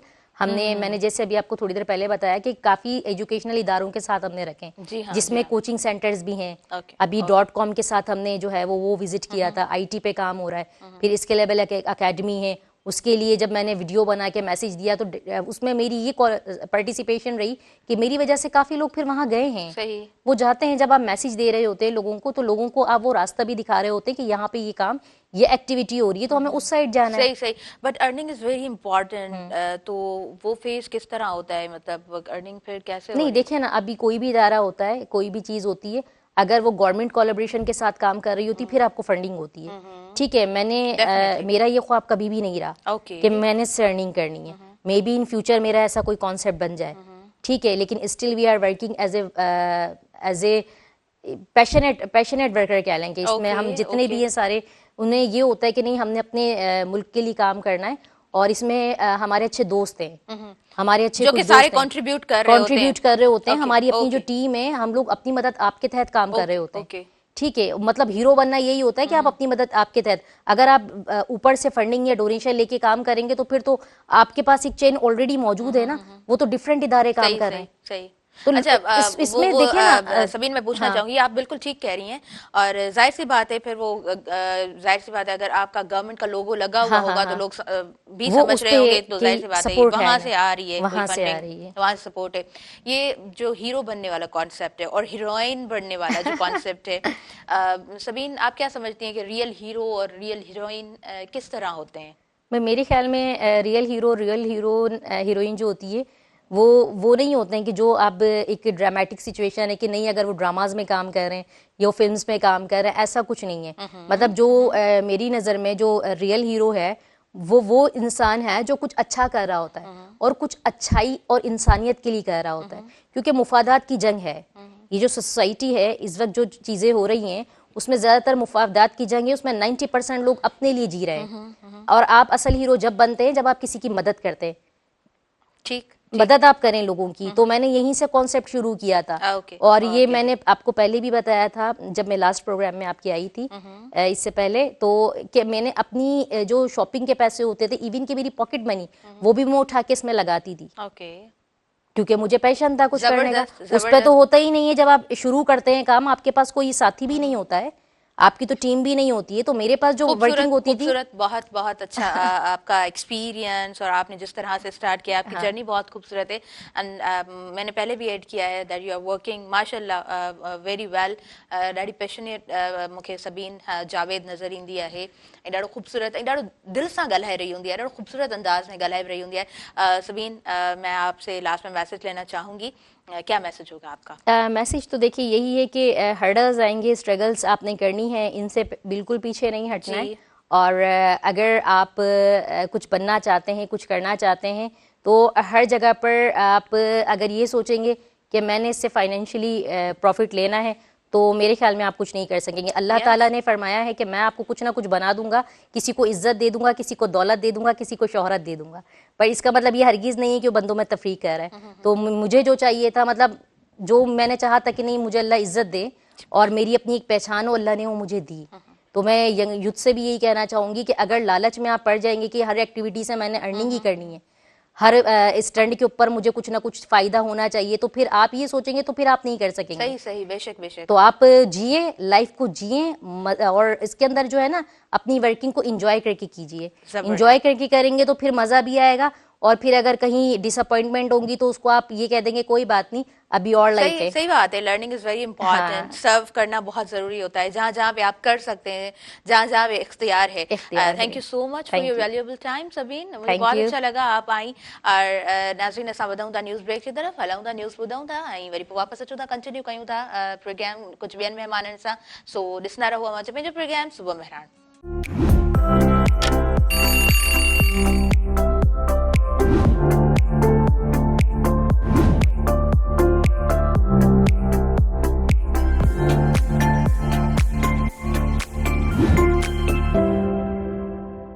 नाज़रीन, सभिनी ॾिसंदड़नि खे वीहर भली कार चवां थी अवां जे पंहिंजे प्रोग्राम सुबुह मेहरान में। ऐं सुबुह मेहरान प्रोग्राम में हमेशह नवनि चेहरनि सां अवां जी मुलाक़ात कराईंदा आहियूं। कॾहिं कॾहिं असांजा गेस्ट जॾहिं ॿीहर हिन अङण ते तशरीफ़ फरमा हूंदा आहिनि, त यकीनन हीअ अङण उन्हनि जी प्रेज़ेंस सां असांजो सरह ज़रूरु बणिजंदो आहे। अली ज़ाहिद साहब मुंहिंजे प्रोग्राम में मौजूदु आहिनि ऐं पाण जनाब जॾहिं फर्स्ट टाइम हिन प्रोग्राम में अपीयर थिया मुंहिंजी होस्टिंग दौरान, ऐं जॾहिं मां उन्हनि सां इंटरेक्ट कयमि, प्रोग्राम कंडक्ट कयमि, उन्हनि सां ॻाल्हायो, त उन्हनि जा ख़्यालात तमामु ख़ूबसूरत, हिकु शाइर जा यकीनन जेतिरा लफ़्ज़ ख़ूबसूरत चटादार हूंदा आहिनि, उन्हनि जा ख़्यालात उनजे लफ़्ज़नि में उहा जान ज़रूरु विझंदा आहिनि। पाण कॉलम राइटर आहिनि ऐं मुख़्तलिफ़ वक़्तनि ते जेको बि इशू हूंदो आहे पंहिंजे कलम जो ॾाढो ख़ूबसूरत पाण इस्तेमालु कंदा आहिनि। ऐं हिकु शाइर त यकीनन कमाल ई कंदो आहे जॾहिं हू लिखंदो आहे, ऐं जॾहिं हुनजो अंदाज़े बयां, हुनजो ॻाल्हाइणु कमाल हुजे थो, त पोइ हिन तरह जा जेके प्रोग्राम्स आहिनि उहे पिणु ख़ूबसूरत बणिजनि था। अली ज़ाहिद साहब, तव्हांखे दिलि जी गहराई अस्सलाम वालेकुम, हैव अ गुड मॉर्निंग। वालेकुम सलाम, वॾी महिरबानी। कीअं आहियो, ठीकु आहियो? ज़बरदस्त जी। ऐं उन खां अलावा जनाब असांजे प्रोग्राम में सरफराज़ सखी मौजूदु आहिनि। ऐं सरफराज़ पाण जेको आहे सो डिजिटल क्रिएटर आहिनि, फोटोग्राफर आहिनि ऐं ॾाढा सुठा पाण शाइर बि आहिनि, उर्दू में पाण लिखंदा आहिनि। ऐं असां जेको आहे सो उन्हनि सां अॼु जे हिन प्रोग्राम में खोड़ सारियूं ॻाल्हियूं कंदासीं। अव्हांखे दिलि जी गहराई सां मां भली कार चवां थी, अस्सलाम वालेकुम, हैव अ गुड मॉर्निंग। कीअं आहियो, ठीकु आहियो? अल्हम्दुलिल्लाह, माशाल्लाह जी। हूअं मतिलबु प्रोग्राम जॾहिं स्टार्ट कंदी आहे न, त हर कंहिंजो पंहिंजो हिकिड़ो अंदाज़ हूंदो आहे प्रोग्राम खे कंडक्ट करण जो। मूं वटि जॾहिं नओं महिमान मौजूदु हूंदो आहे सरफराज़, त मां हुन खां पुछंदी आहियां त हुनजी सुबुह कीअं हूंदी आहे। सो अली ज़ाहिद साहब जी त मां ॿुधी चुकी आहियां, मां अव्हां जी सुबुह ॿुधणु चाहींदमि त उहो सुबुह जी शुरूआति कीअं हूंदी आहे? सुबुह जी शुरूआति जेका आहे नॉर्मली रूटीन जीअं इंसानु उथंदो आहे, पहिरियां त हथु मुंहुं धोईंदो आहे, जेका शइ नॉर्मल आहे उहा ई आहे। छो त असां लिखंदड़ बि आहियूं ऐं ॿियो मां फोटोग्राफर बि आहियां, त गॾोगॾु उहे जेके मुंहिंजी सोचियूं आहिनि उहे पिणु हलणु शुरू थी वेंदियूं आहिनि न, बल्कि उहे हूअं बि हलंदियूं आहिनि, ख्वाब में बि उहे शयूं प्रोसेस थियनि थियूं, शऊरी लाशऊरी तौर ते उहे शयूं कनेक्टेड आहिनि, छो त उहे तव्हां खां वञनि काॾे बि नथियूं पियूं, जुड़ियल आहिनि न, तव्हां तूं तां मिलियल आहिनि। त बसि ईअं ई स्टार्ट थिए थी पई सुबुह जी। बिल्कुलु बिल्कुलु, उहा सिंपल रूटीन उनखे जेको वठी पाण हलंदा आहियूं। अच्छा जी, अली ज़ाहिद साहब, अॼु जॾहिं टाइम प्रोग्राम जो थोरो आहे पाण वटि, छाकाणि त हूअं 2 कलाक हूंदा आहिनि, हींअर पाण वटि 1 कलाकु आहे। सो हिकु शाइर सां जेकॾहिं शाइरीअ बाबति डिस्कशन न कजे त पोइ इहा मां सम्झां थी नाइंसाफ़ी हूंदी आहे। शाइरी तमामु इंसाननि जा अहसास उनमें मौजूदु थियनि था ऐं शाइर जॾहिं पंहिंजे समाज जे दर्दनि खे ॾुखनि खे सूरनि खे अंजनि खे हू ॾिसंदो आहे त पोइ हू रही कोन सघंदो आहे। यकीननि हू पंहिंजे कलम सां पंहिंजे उन्हनि ख़्यालात खे ज़रूरु ज़ाहिर करे थो ऐं उहा शाइरी जे फॉर्म में जेका शइ असां वटि ईंदी आहे ॾाढी ख़ूबसूरत ईंदी आहे। हींअर पाणीअ जो जेको असां वटि एतिरो सारो इशू आहे जेको तमामु सेंसिटिव टॉपिक पिणु आहे। हिन मंच ते मां काफ़ी प्रोग्राम्स बि कंडक्ट करे चुकी आहियां, डिफरेंट स्टेजिस ते बि उन हवाले सां प्रोग्राम्स मूंखे कंडक्ट करण जो मौक़ो मिलियो। मुंहिंजे चवण जो जेको मक़सदु आहे त शाइर जॾहिं सेंसिटिव सिचुएशन्स ईंदियूं आहिनि त उन में बि ॾाढो ख़ूबसूरत अंदाज़ में निभाईंदो आहे। ऐं आर्टिस्ट ई हूंदा आहिनि, लिखंदड़ ई हूंदा आहिनि जेके पंहिंजे उन इशू खे ॾाढो सुहिणे नमूने सां उजागर कंदा आहिनि। सिंधू वहंदो रहंदो, जुग जुग जीअंदो रहंदो। सो ॾिसो हिकिड़ा लफ़्ज़ ऐं उनखां पोइ परफॉर्मेंस ऐं उहा शइ जंहिं अॻियां ताईं वञे थी त उहो केस केतिरो मज़बूत थी साम्हूं अचे थो। हर ॿार जी ज़ुबान ते उहा शइ आहे, हर बचे जी ज़ुबान ते उहा शइ आहे। सो मां अव्हां खां पुछणु इहो चाहियां पई त जॾहिं कलम जो इस्तेमालु थिए थो ऐं वक़्ताइतो इस्तेमालु थिए थो त केतिरो उहो चटादार हूंदो आहे? हा, तव्हां जेका ॻाल्हि कई हींअर त कलम सां जेका शयूं असां जेको असां हाईलाइट कंदा आहियूं जी जी उहे बचे जी ज़बान ते ईंदियूं आहिनि। शाइर आउं चवंदो आहियां त कंहिं बि समाज जो आईनो हूंदा आहिनि, छो त शाइर जी जेका नज़र आहे न उहा जेतिरो गहराई सां शयुनि में वेंदी आहे जी जेतिरो गहराई सां शयुनि खे ॾिसंदी आहे, आम माण्हू जी नज़र ओतिरी न वेंदी आहे। हा, उन डेप्थ ताईं कोन पहुची सघंदो आम माण्हू। छो त शाइर कंहिं बि मसइले, कंहिं बि ॻाल्हि, कंहिं बि शइ जे सभिनी रुखनि खां उनखे परखींदो आहे ऐं पोइ पंहिंजे अंदरि में उतारे ऐं पोइ उहा हिकिड़ी जेका तस्वीर कशी कंदो आहे शाइरी जे वसीले, उहा पोइ हर माण्हूअ जे दिलि जो आवाज़ु बणिजी वेंदी आहे। सो तव्हां माज़ी में जेकॾहिं ॾिसंदो त जेके बि इनकलाब आया आहिनि धरतीअ ते उन्हनि में शाइरनि जो तमामु वॾो अमल दख़ल आहे। इनकलाबनि में ईअं अमल दख़ल आहे त उन्हनि पंहिंजी शाइरी जे वसीले उन्हनि मसइलनि खे उजागर कयो शाइरनि, ऐं पोइ उन्हनि उहे गीत लिखिया उहे जेके माना कंसनि उन मसइलनि जे हवाले सां, ऐं पोइ उन्हनि गीतनि जेको आहे सो उहा गुंजार पैदा कई ऐं माण्हुनि में जोश जज़्बो वलवलो पैदा कयो, जंहिंजे करे उहे जेके तहरीकूं आहिनि उन्हनि माना उनमें मज़बूती आई, उनमें जोश पैदा थियो। असां वटि सिंध में परे नथा वञूं, सिंध जी मिसाल वठिजे त हा त शेख अयाज़ जेको किरदारु रहियो आहे या डॉक्टर आकाश अंसारी जहिड़ा शाइर या ॿिया मुंशी इब्राहिम मुंशी जहिड़ा, सरवेज सजावली जहिड़ा शाइर, जॾहिं उहे माना पंहिंजे स्टेजुनि ते अची करे उहे जज़्बाती नज़्म जॾहिं उहे पढ़ंदा हुया पंहिंजे अंदाज़ में, त पोइ 1 यूनिट ख़िलाफ़ु जेका तहरीक हुई उन्हनि खे बि उहे 68 थी उन्हनि जे लाइ बीठा। ऐं MRD तहरीक जेका आहे उन में तव्हां ॾिसो शाइरनि जो केॾो वॾो किरदारु आहे। त आउं नथो सम्झां त कंहिं बि मज़ाहिमत खे जेकॾहिं अॻियां रखिजे त उन में अदब ऐं ख़ासि तौर ते शाइरी ॿाहिरि कढी सघे थो। सही। अली ज़ाहिद साहिबु हिते हिकिड़ो सुवाल ज़रूरु पुछणु चाहींदमि। तव्हां MRD जी ॻाल्हि कई, 1 यूनिट जी ॻाल्हि कई, हिन वक़्तु छा था सम्झो उन खां वधीक छा टफ सिचुएशन असां वटि कोन आहे? तव्हां जेकॾहिं गुज़िरियल चंद आर्टिकल मुंहिंजा पढ़ंदो त उन में तव्हांखे अंदाज़ो थी वेंदो। आउं चवां थो त हीउ दौरु जेको आहे पोयनि सभिनी दौरनि खां वधीक असांजे लाइ हिकिड़ो ॾुखियो दौरु आहे। ऐं आउं इहा बि ॻाल्हि कंदो आहियां पंहिंजे दोस्तनि सां, अॼु हिन प्लेटफॉर्म जे ज़रिए सॼी सिंध सां इहा ॻाल्हि शेयर करणु चाहियां थो, पंहिंजे दिलि जी ॻाल्हि आहे। त आउं सम्झां थो त हीअ जेका जंग आहे हीअ सिंधी क़ौम जी बका जी आख़िरी जंग आहे। सही ॻाल्हि आहे। जेकॾहिं हिन जंग में असां हाराए वियासीं पोइ असां ॿीहर कॾहिं बि कोन उथी सघंदासीं। जेकॾहिं दरिया असांखां हलियो वियो, जेकॾहिं पाणी असांजो बंदि करे छॾियऊं न त पोइ हीअ सिंध कुझु बि न रहंदी, बड़भांग थी वेंदी। पोइ असां में उहा सघ बि न रहंदी असां स्ट्रगल करे सघूं। छो त ॾिसो असांखे चइनी तरफ़नि खां सोघो त कयो वियो आहे न, सोढ़ो कयो वियो आहे। तव्हां वटि धारियुनि जी आबादकारी तव्हां ॾिसो केतिरी थी वई आहे, त उहा अलॻि हिकिड़ो इशू आहे। पर हीअ जॾहिं तव्हांजो पाणी न रहंदो, तव्हां वटि का सघ ई न रहंदी, तव्हां वटि खाइण लाइ अन्न न रहंदो, तव्हां वटि ख़ुश्कसाली हूंदी, तव्हांजा बच्चा बुख मरंदा, त तव्हां स्ट्रगल कीअं कंदो? ॾाढी ख़ूबसूरत तव्हां ॻाल्हि कई आहे त हीअ असांजी बका जी जेका जंग आहे उहा बका जी आख़िरी जंग आहे।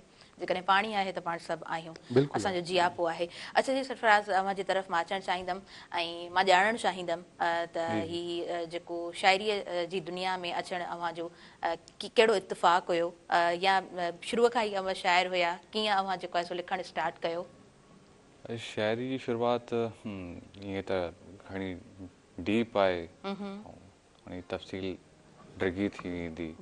ऐं नथो थोरो समराइज़ करे तव्हां ॿुधायो। कयूं था पिया त बसि कुझु ज़िंदगी में हादसात थींदा आहिनि अव्हां जी, त उहे हादसा तव्हांखे या त डराईंदा आहिनि या त ठाहींदा आहिनि। बिल्कुलु ईअं ई उहा आहे। अवां में सघ हूंदी आहे जे यकीनन। अवां डरी था पओ त डरी था पओ, जे अवां बर्दाश्त करे था वञो त ठही था पओ। बिल्कुलु। त ऐं बसि बर्दाश्त करियोसि, बर्दाश्त करियोसि त मूंखे किताब मिली आहे।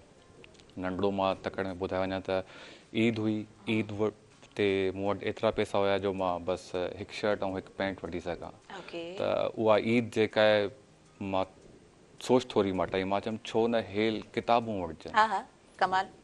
हू बसि मुंहिंजी पहिरीं ईद हुई, हुन में मां 3 किताब वरिता। बाबा बुल्ले शाह जो कुलियात वरितो, अलामा इक़बाल जी कुलियात वरिती ऐं लुगत वरिती हुई, फ़ैरुज़ुल लुगात। इहे मां 3 किताब परचेस छा कया। एज हुई तव्हांजी उन वक़्तु? मुंहिंजी एज तेॾी महिल आहे 26। Okay okay. एज जो बि वॾो फैक्टर आहे, माना मूंखे अदब घणो अॻिते हले करे मिलियो आहे। शुरू में मां किताबनि खां जेको आहे ईअं सम्झो त भउ थींदो हो मूंखे, किताब मुंहिंजे लाइ ॾंडनि वांगुरु हूंदा, त मां कॾहिं बि किताब पढ़ियो न। हमेशह स्कूल में मां ॾंडा ई खाईंदो हुउमि, कॾहिं का कापी जेका आहे उहा फेयर कॾहिं बि न, कॾहिं बि न। पर इत्तेफ़ाक़ अहिड़ो थियो जो जेके मुंहिंजे क्लास जा मॉनिटर्स हुया या जे सुठा स्टूडेंट्स हुया, अॼु उहे बि हिन अदब जे हवाले सां मूंखां घणो पोइते आहिनि। त नंढियूं नंढियूं शयूं ज़बरदस्ती ज़बरदस्त। मां तमामु नौजवाननि सां जॾहिं इंट्रैक्शन थी रही हूंदी आहे त मां उहे बि नौजवान सुञाणा थी जिन जो किताबनि सां 4 सालनि खां 4 सालनि जी उमिरि खां 5 सालनि जी उमिरि खां 6 सालनि जी उमिरि खां हिकिड़ो गहरी वाबस्तगी आहे। पर किताब मां सम्झां थी त कंहिं बि उमिरि जे हिसे में जेकॾहिं अव्हांखे मिलनि था दोस्त जी सूरत में, त उहे कंहिं बि उमिरि जे हिसे में अव्हांखे ॾाढो ख़ूबसूरत बणाए सघनि था। सो सरफराज़ जो मिसाल असांजे साम्हूं आहे त 26 इयर्स जी एज में उन्हनि जी वाबस्तगी जॾहिं जेको आहे सो किताबनि सां थी आहे, जुड़त दुआ थी आहे, उहा दोस्ती थी आहे, त उन्हनि किताबनि सरफराज़ खे ठाहियो आहे। अच्छा जी सरफराज़, जीअं त ऑफ द कैमरा पाण ॻाल्हि ॿोल कईसीं त मां चयो त मां उर्दूअ में लिखंदो आहियां। So what was the reason त उर्दूअ में अव्हां लिखणु शुरू कयो? छाकाणि त शुरूअ में शेख हयास बि उर्दूअ में लिखंदो हुयो ऐं उन खां पोइ वरी जेको आहे सो जॾहिं हुन सिंधी में लिखियो त शेख हयास बणिजी वियो। मां पुछणु चाहींदमि, ॼाणणु चाहींदमि त उर्दू आहे मतिलबु लैंग्वेज खां को तकरार कोन आहे असांजो, पर छा रीज़न आहे? उर्दू मादरी ज़ुबान आहे। Okay okay. त उहा फर्स्ट लैंग्वेज आहे। सेकंड जेका आहे सिंधी आहे, त उन में मूंखे सवलाई थिए पई। सही, मतिलबु मां ॼाणे कोन सघियमि अव्हां जे ॻाल्हाइण जे अंदाज़ मां, मूंखे ख़बर कोन्हे पई। एक्सेंट अव्हांजो ॾाढो सुठो आहे सिंधीअ में। सही। ऐं सिंधी उर्दू माना संगत ईअं ई आहे। इत्तेफ़ाक़ सां असां वटि थोरो उबतो आहे न, त मुंहिंजा जेके दोस्त आहिनि न, मां हिकिड़ी ॿी शइ आहे उहा टोटली डिफरेंट आहे न, त जेके सिंधी स्पीकिंग मुंहिंजा दोस्त आहिनि से मूंसां उर्दू में ॻाल्हाईंदा आहिनि। न मां मुंहिंजी सम्झण में हिन वक़्तु बि ग़लती थी। मां सम्झमि था की घर में उर्दू ॻाल्हाईंदा हुयो। घर में उर्दू ॻाल्हाईंदा आहिनि। अच्छा। हा हा ओके।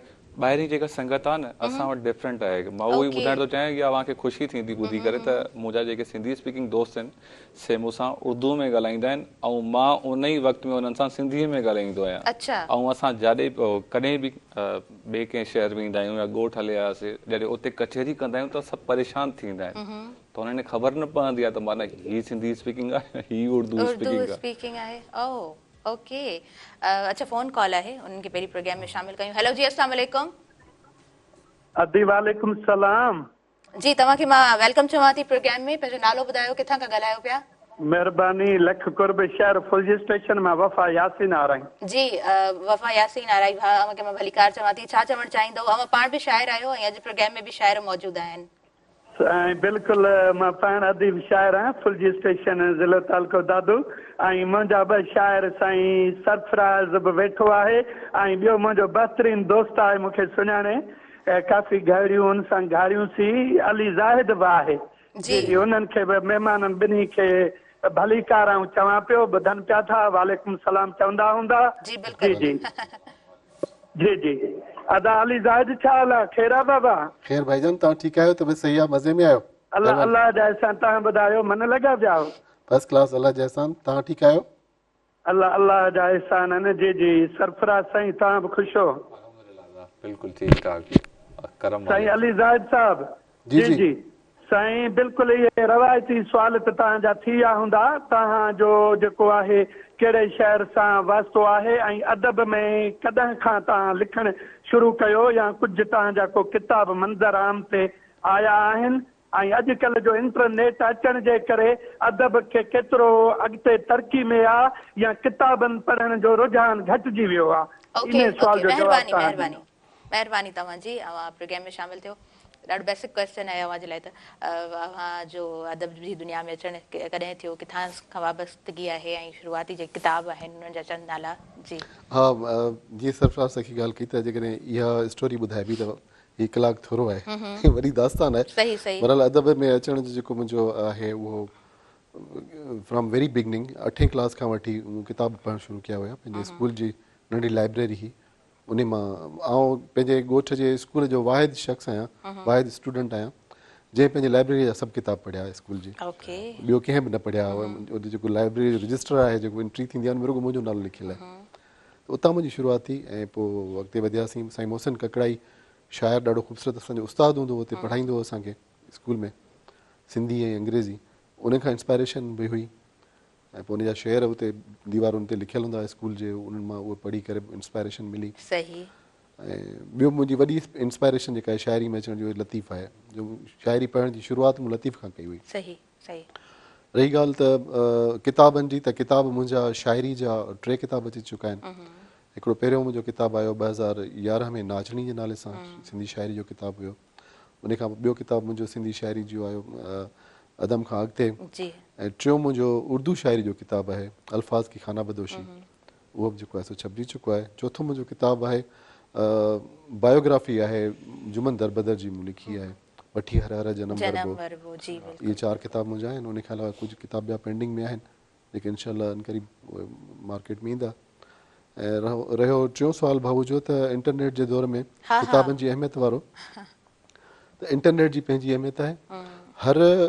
जेको असां वटि गजेट ईंदो आहे या जेका बि डेवलपमेंट थींदी आहे या मीडिया जे हवाले सां जेकॾहिं ॻाल्हाइजे त मेरिट्स ऐं डीमेरिट्स हर शइ जा हूंदा आहिनि बिल्कुलु ईअं आहे बिल्कुलु ईअं आहे उहो असां ते डिपेंड थो करे त असां हुनजो कहिड़ो पासो था वठूं डीमेरिट्स वारो पासो था खणूं हुनजो या मेरिट्स वारो था खणूं रही ॻाल्हि किताबनि पढ़ण जी त इंटरनेट जे करे या सोशल मीडिया जे करे किताबनि ते को फ़र्क़ु न पियो आहे ऐं तव्हां जेकॾहिं असां वटि अक्सर माण्हू इहा दावो कंदा आहिनि त किताब असां वटि घटि था पढ़जनि पर आउं चवंदो आहियां त किताब हर साल अञा वधीक पढ़नि था माण्हू उनजो सबबु इहो आहे तव्हां ॾिसो असां वटि हर साल नओं पब्लिशर पैदा थिए थो नवां बुक्स छपजनि था धड़ाधड़ बुक्स छपजनि था ऐं मेलनि जो तव्हां हिसाबु लॻायो त मेलनि में जेके बुक स्टॉल्स लॻनि था उते जेका सेल थिए थी साईं GM साहिब जेका सालगिरह वारे ॾींहं ते जेका सेल थिए थी इन मां अंदाज़ो लॻायो त नौजवान जेको आहे तमामु घणो पढ़े थो हा शाइरी जे हवाले सां जेकॾहिं ॾिसिजे त शाइरी खे घटि पढ़नि था माण्हू होॾां रुझान वञे पियो घटि हो बाक़ी इहे जेको नसर आहे ख़ासि तौर ते नॉवेल्स आहिनि हिस्ट्री आहे ऑटोबायोग्राफीज़ आहिनि बायोग्राफीज़ आहिनि उहो तमामु घणो पढ़नि था नौजवान शौक़ सां जी असां वधीक हिन ते ॻाल्हायूं था ॾाढो इंट्रस्टिंग ही टॉपिक आहे जॾहिं आर्टिफिशियल इंटेलिजेंस जी ॻाल्हि कजे थी जॾहिं टेक्नोलॉजी इन हद ताईं तरक़ी करे थी त छा असां वटि किताब पढ़णु बंदि थी वेंदो इहो त मुमकिन न आहे न कलम ई कागज़ जो जेको इहो आहे साथ इंसान सां इहो त कॾहिं ख़तमु नथो थी सघे असां वधूं था शॉर्ट कमर्शियल ब्रेक जी तरफ़ वरी पोइ वापसि अचूं था कंटिन्यू कयां थी मुंहिंजो पंहिंजो प्रोग्राम सुबुह मेहरान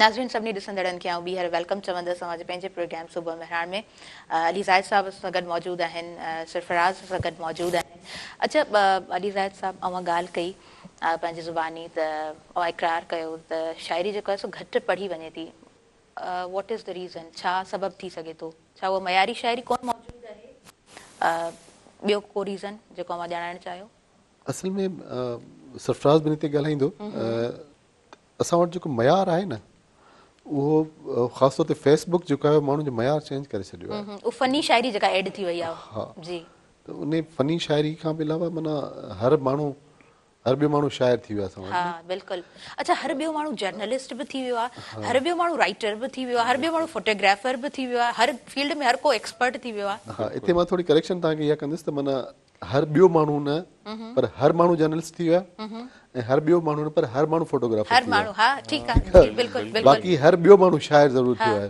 ठीकु ठीकु आहे इन में एतिरो हिकिड़ो माना रिआयत कयूं था जी हा जी हा त उन जो जेको नुक़सानु पियो आहे उहो इहो आहे त जेके असुलु लिखंदड़ आहिनि उहे ॼण त साइड ते थी विया आहिनि घणे भाङे ऐं बाक़ी जेको सॼो प्लेटफॉर्म हर माण्हू जे अॻियां अची वियो आहे ऐं पोइ जेको बि घरां का वठे थो त माना ॿ टे टेड़ियूं ॿेड़ियूं सिटरूं लिखी ऐं जेको आहे अपलोड थो करे छॾे त आउं शाइर आहियां पोइ शाइरी उहा शाइरी जेका घणाई आहे न उन्हनि पढ़ंदड़नि खे मायूस कयो आहे ऐं ॿियो पढ़ंदड़नि वटि जेको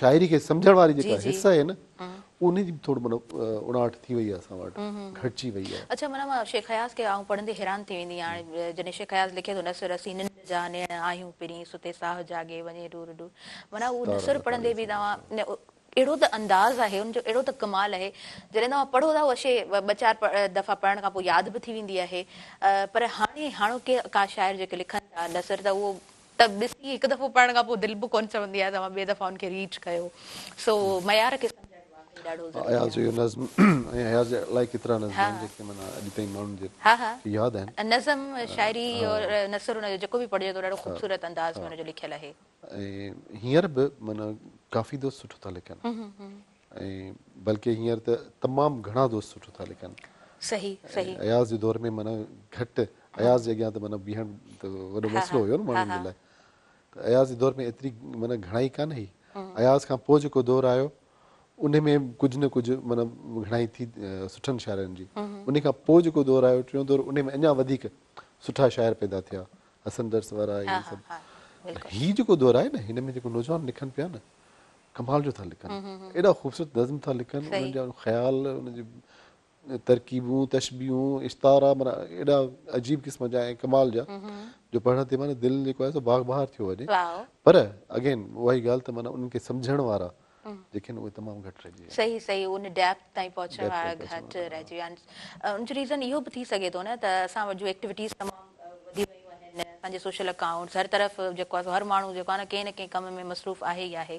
अच्छा सरफराज़ खां पुछणु चाहींदासीं सरफराज़ कुझु सिलेक्टेड आहे त मां ॿुधणु चाहींदमि जेकॾहिं मां ॿुधाइणु चाहियो त गज़ल आहे ओके सिंधु नदी जे हवाले सां वाओ ज़बरदस्त ज़बरदस्त पे चाहियो ज़ाहिरी ॻाल्हि आहे असां शाइर आहियूं लिखी करे सम्झाइणु चाहींदा आहियूं त ॾिसी वठो त हिन शइ खां जेकॾहिं तव्हां जंहिं शइ खे रोकणु चाहियो था पए त उन खां बाद में असां वटि छा छा थी सघे थो उन नंढी माना जेका तव्हांजी हिकिड़ी ग़फ़लत चइजे उन करे असां छा छा भोॻे सघूं था पए त उन हवाले सां उर्दू में गज़ल आहे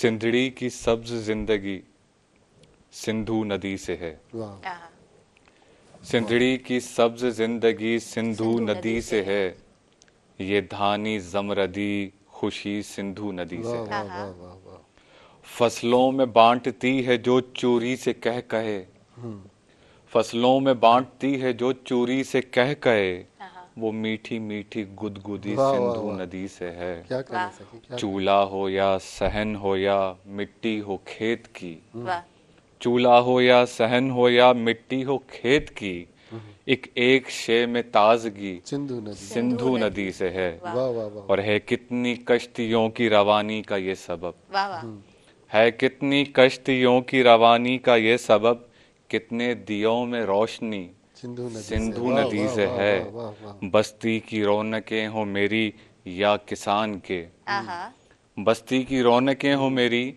या किसान के चेहरे पे शबनमी हंसी सिंधु नदी से है। गजल का मक्ता है कि जाया है सरफराज सखी इस जमीन का जाया है सरफराज सखी इस जमीन का बेबाक शायरी मेरी सिंधु नदी से है सिंधड़ी की सब्ज जिंदगी सिंधु नदी से है ये धानी जमरदी खुशी सिंधु नदी से। वाह जबरदस्त जबरदस्त। अच्छा मुझे लगता है कि मुशायरे में जब आपकी शिरकत होगी तो वहाँ भी बड़ा कमाल करते होंगे आप क्योंकि आपका जो अंदाज है बड़ा खूबसूरत है। कदें मौके मिलो तो ज़रूर के मुशायरे में भी सरफराज के ॿुधबो। अच्छा जी सर ज़ाहिद दवा का पुछणु चाहींदासीं त ही हिकिड़ो शाइर ॾिसो लिखे थो ख़ूबसूरत ख़्याल कंहिंजा बि थी सघंदा मां चवंदी आहियां लिखण जो कमाल हर कंहिंखे कोन हूंदो आहे। शाइर जॾहिं ख़ूबसूरत लिखे थो अच्छा हर शाइर वटि फ़न हूंदो आहे पढ़ण जो या उन मुशायरे में उन तरह परफॉर्म करण जो? हर शाइर में न हूंदो आहे उहा वरी ॾात आहे ॾात आहे जी अॼु ई डिस्कशन हले पियो असांजो सखी जो लतीफ़ आहे न, लतीफ़ खे बि माना पढ़ण जो हिकिड़ो फ़न आहे। जॾहिं तव्हां लतीफ़ खे उन रवानी सां पढ़ंदो, उहे पॉज़िस, उहे ब्रेक्स ॾेई, उहे कामा फुल स्टॉप जो ख़्यालु करे, उहे लहजो, उहो अंदाज़ सां अपनाईंदो त पढ़ंदड़ खे लतीफ़ पाण ई सम्झ में अची वेंदो। सही। जी मिसाल ॻाल्हि हिकिड़ो सवेर पाण डिस्कस कयो पियो त माना हिकिड़ो बैत आहे, अक्सर माण्हू ईअं पढ़ी ईंदा आहिनि, खड़कण लाइ सुखनि सुता कॾहिं ओसीड़ो आहे खावड़ियुनि खे पंध जो। इनखे जेकॾहिं माण्हू पढ़े, खड़कणा लाहे सुख न सुता कॾहिं, सही। ओसीड़ो आहे खावड़ियुनि खे पंध जो। जॾहिं तव्हां इन अंदाज़ सां पढ़ंदो त अॻिले खे बि माना सम्झ में अची वेंदो त हीउ छा पियो चवणु चाहे, लतीफ़ छा थो चए। त पढ़ण जो जेको अंदाज़ आहे न, अंदाज़ बयान है, वो हिकिड़ी दात है, वो हर शायर जे वस में न है। सही, बिल्कुल सही। सखी, मैं आपसे पूछना चाहूँगी कि जब मुशायरे में आपकी शिरकत होती है तो किस तरह का माहौल होता है? मुझे ख्याल सां त मुशायरो पंहिंजो जेको आहे सो न उहो उर्दू वारा जेके शायर आहिनि उतां खां ई शुरू थियो आहे न, असां वटि बाद में पहुतो आहे। इफ आई एम रॉन्ग त मूंखे तव्हां करेक्ट कजो। जी सखी, मां तव्हां खां पुछणु चाहींदमि, छा मुशायरो उतां खां शुरू थियो आहे? मुशायरो एक्चुअली आहे त वाकई उर्दू खां रिवायत जोड़े थी पई, पोइ बाद में असां वटि उहा शइ पहुचे थी, बाद में पहुचे थी पई। अच्छा, अवल हिकिड़ी जेका ॻाल्हि हिते हली पई पढ़ंदड़ जे हवाले सां न, पढ़े नथो या लिखजे सुठो नथो पए, मुशायरो हुनजो हिकिड़ो बहितरीनु मीडियम आहे। ओके। हाणे मां जॾहिं बि लाहौर वेंदो आहियां, ऐं महीने में लास्ट टाइम जॾहिं वियो हुउसि त महीने में जेको 22 मुशायरा अटेंड कया हिकिड़े महीने में। अच्छा। ऐं असां वटि हिते जेको आहे सालनि में बि मुशाइरा था थियनि पिया। सिर्फ़ु असां वटि लाड़काणे में प्लेटफॉर्म आहे, असांजो राइटर्स क्लब आहे, हुनजा रूहे रवा आहिनि इनायत मेमून साहब, उहे हर पहिरीं तारीख़ ते मुशाइरो कराईंदा आहिनि। इन खां अलावा ॿियो को प्लेटफॉर्म असां वटि सचलद बि मर्कज़ हुयो, उते मुशाइरा थींदा हुया, मगर हाणे हुते बि खोट आहे। या आर्ट्स काउंसिल में को करे थी वियो त मुशाइरो जेको आहे ख़ुराक आहे शाइर जी। माना मां ईअं चवंदो आहियां त उहा असांजी जेका आहे शाइरनि जी जेका ईद जी ख़र्ची आहे, ज़हनी ख़र्ची जेका थिए थी पई न, त उहा पॉकेट मनी थिए थी पई। त हिकिड़ो माण्हू जॾहिं भांति भांति जा माना मुनफ़रिद हुनखे ख़्यालात ॿुधण में अचनि था पए, जॾहिं उहो ॿुधे थो पए त उन में पाण में जेको आहे तहरुक पैदा थिए थो पए। सुठो ॿुधे थो, सुठो पढ़े थो, सुठो लिखे थो। त असां वटि मुशाइरनि जी किलत आहे। अच्छा, ॿी शइ असां वटि जेको अवल ॻाल्हि कई अदालिया ज़ाहिद साईं, असांजो जेको रीडर आहे पढ़ंदड़, उहो बि सुस्त थी वियो आहे। माना उहो ब्लेम थो करे पिए राइटर खे त हे ॾुखियो थो लिखे पिए, ॾुखियो राइटर नथो लिखे पिए, तव्हां लुगत नथा खणो पिए। असां लुगत खां बि पोइते थी विया आहियूं न, असां अची विया आहियूं AI में। AI खे माना मसनूई ज़हानत जेका आहे हुनखे मां जेकॾहिं जोड़ियां हिन शइ खां, त AI असांखे मफ़लूज थी करे पई। हर शइ जे करे हो कंदी त पोइ मां छा कंदमि? फॉर सपोज मां असांजी क्रिएटिविटी काॾे वेंदी? अच्छा, मां इंटरप्ट कयां पई, I am sorry for that. मां वटि लाइव कॉलर आहिनि, उन्हनि खे शामिल कयूं। हेलो, अस्सलाम वालेकुम। वालेकुम सलाम। अजी सुबुह महिरान बहितरीन प्रोग्राम आहे, ऐं तव्हां वटि अॼु प्रोग्राम में ॿ शाइर वेठा आहिनि, त रजिब बुगियो हिकिड़ी वाई तव्हांजे अॻियां पेश करे थो। जी जी, हा प्लीज़। जागो जागायो महल न मिलंदी पोइ वरी, जागो जागायो महल न मिलंदी पोइ वरी, ॾाढ ऐं दहका ते कात कड़कायो महल न मिलंदी पोइ वरी, वाटुनि मथे वेसरा वक़्तु न विञायो महल न मिलंदी पोइ वरी, जरकंदड़ कंहिं जोत सां जीवत जरकायो महल न मिलंदी पोइ वरी, आज़ादीअ जे गीत सां ॾेह गरमायो महल न मिलंदी पोइ वरी, सचल सामी शाह टिनी खे ॻायो महल न मिलंदी पोइ वरी, जागो जागायो महल न मिलंदी पोइ वरी। तव्हांजो बहितरीनु प्रोग्राम आहे, दोस्तनि खे सलाम।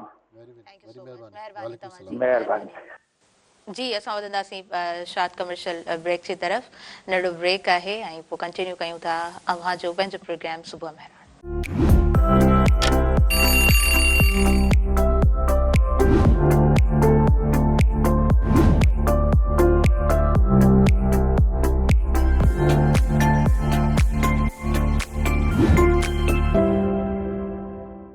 नाज़रीन सभिनी ॾिसंदड़नि खे ऐं ॿीहर भलीकार चवां थी। अॼु बिल्कुलु बि मां टाइम कोन वठंदसि। पहिरियों जेको असांजो कलाकु हुयो प्रोग्राम जो, हुन में खोड़ सारियूं ॻाल्हियूं असां कयूंसीं, पर ॿ शाइर प्रोग्राम में मौजूदु आहिनि ऐं मां सम्झां थी त हीउ पूरो स्पेस उन्हनि जो आहे।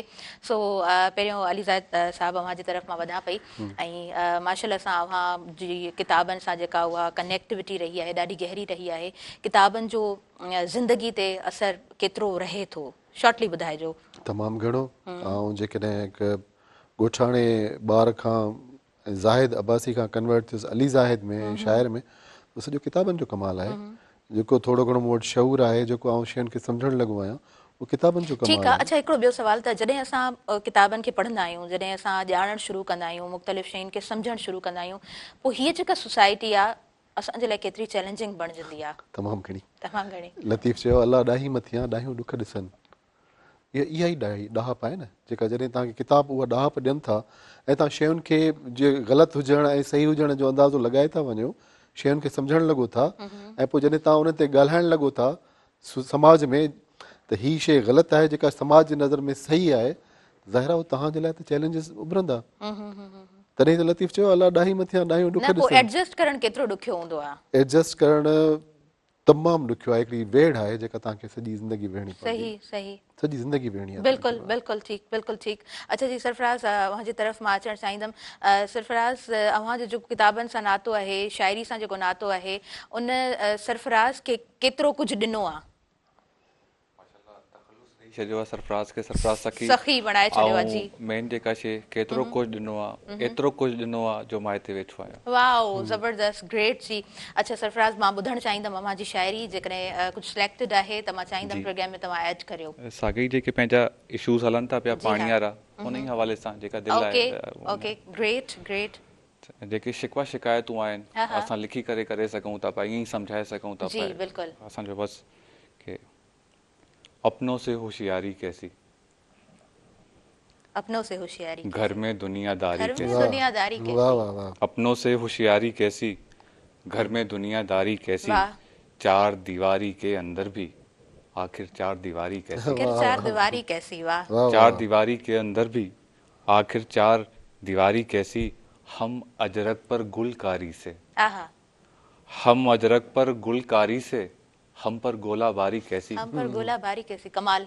सिंधड़ी हाथ में अमन लिए है, जी बिल्कुल। सिंधड़ी हाथ में अमन लिए है, लड़ने की तैयारी कैसी, जबरदस्त। और दरिया दिल है इससे, दरिया दिल है इससे, इतनी मारा मारी कैसी, और तेरे थाल में सुख मेरे में, तेरे थाल में सुख मेरे में, भूख ये आहोजारी कैसी, और आखिरी शेर है कि मेरी फसलें फूंकने वाले, मेरी फसलें फूंकने वाले, ये तेरी बेदारी कैसी, क्या कहने, कमाल। अपनों से होशियारी कैसी, घर में दुनियादारी कैसी, चार दीवारी के अंदर, चार दीवारी के अंदर भी आखिर चार दीवारी कैसी, वाह, कमाल, ख़ूबसूरत। अच्छा जी अलीज़ाद साहब, अव्हां खां मां ॼाणणु चाहींदसि त जेको बि तमामु मसरूफ़ियात मां टाइम निकिरंदो आहे त इहा आदत इंसान खे माना वेहणु कोन ॾींदी आहे, वरी बि किताबनि सां नातो, किताबनि सां जुड़ियल रहणु, इन शइ खे केतिरो इंजॉय कंदा आहियो? छो त पढ़ण खे बि जेसि ताईं तव्हां इंजॉय नथा कयो त पोइ उहा शइ सम्झ में कोन ईंदी आहे। हा बिल्कुलु। ऐं हाणे त जॾहिं खां ई स्मार्ट फ़ोन्स अची विया आहिनि ज़िंदगी में, त इन्हनि खोड़ सारो वक़्तु जेको आहे सो फुरे वरितो आहे। त किताबनि सां खे जेको टाइम ॾियणु घुरिजे हींअर बि, ऐं एडमिट थो कयां त उहो टाइम नथा ॾेई सघूं, पर पोइ बि आदत जेका आहे उहा किताबनि खां परे न आहे कंदी। कुझु बि थी पए किताब ज़रूरु खणणो आहे, पोइ कंहिं न कंहिं बहाने सां किताब ज़रूरु पढ़ी वठो। उहो चवंदा आहिनि न त अव्हां जॾहिं पढ़णु शुरू कंदा आहियो त उहा आदत जेको आहे न उहा पाण ई अव्हांखे कॾहिं कोन छॾींदी आहे। सो इहा ॾाढी ख़ूबसूरत हिकु आदत आहे। मुंहिंजे ख़्याल सां इन हवाले सां लास्ट टाइम बि असां कुझु डिस्कस कयो हुयोसीं। सो यस सरफराज़, आपसे जानना चाहूंगी, तव्हां पाण बयानु कयो पंहिंजी ज़ुबानी त बर्दाश्त करण खां पोइ जेको इंसानु ठहंदो आहे उहो त कमाल जो ठहंदो आहे। सो हीअ बर्दाश्त करण वारी जेका क्वालिटी आहे इहा कीअं अव्हां में आई?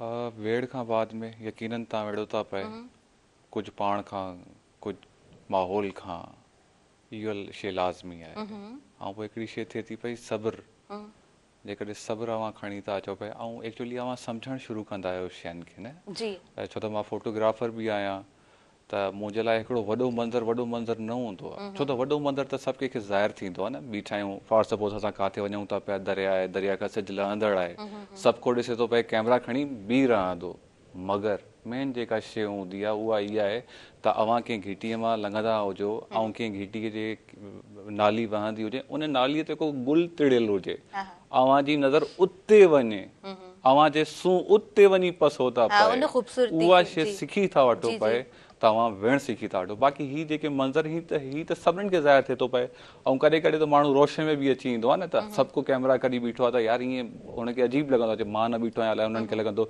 मां इंट्रस्टेड न आहियां त हू बि खीसे मां मोबाइल कढी करे बीठो रहे सही, हालांकि सही। हुनजो को शौक़ु न आहे बिल्कुलु बिल्कुलु ठीकु अच्छा जी अली ज़ाहिद साहब अव्हां खां कुझु ॿुधणु चाहींदासीं जेकॾहिं अव्हां कुझु ॿुधायो हा ज़रूरु हिकु शाइर खां तव्हां जेकॾहिं चओ शाइरी ॿुधायो त उन खां हा उनजे लाइ ॿियो कहिड़ो हिकिड़ो गज़ल तव्हांखे ॿुधाईंदुसि पंहिंजे किताब मां मूंखे यादि आहे लास्ट टाइम अव्हां चयो त मां मुशाइरे वारो शाइर त कोन आहियां बट तव्हांजो जेके एक्सेंट आहे ऐं अंदाज़ बयां आहे मूंखे ॾाढो ख़ूबसूरत लॻंदो आहे ॿुधणु चाहींदमि मुंहिंजो गज़ल आहे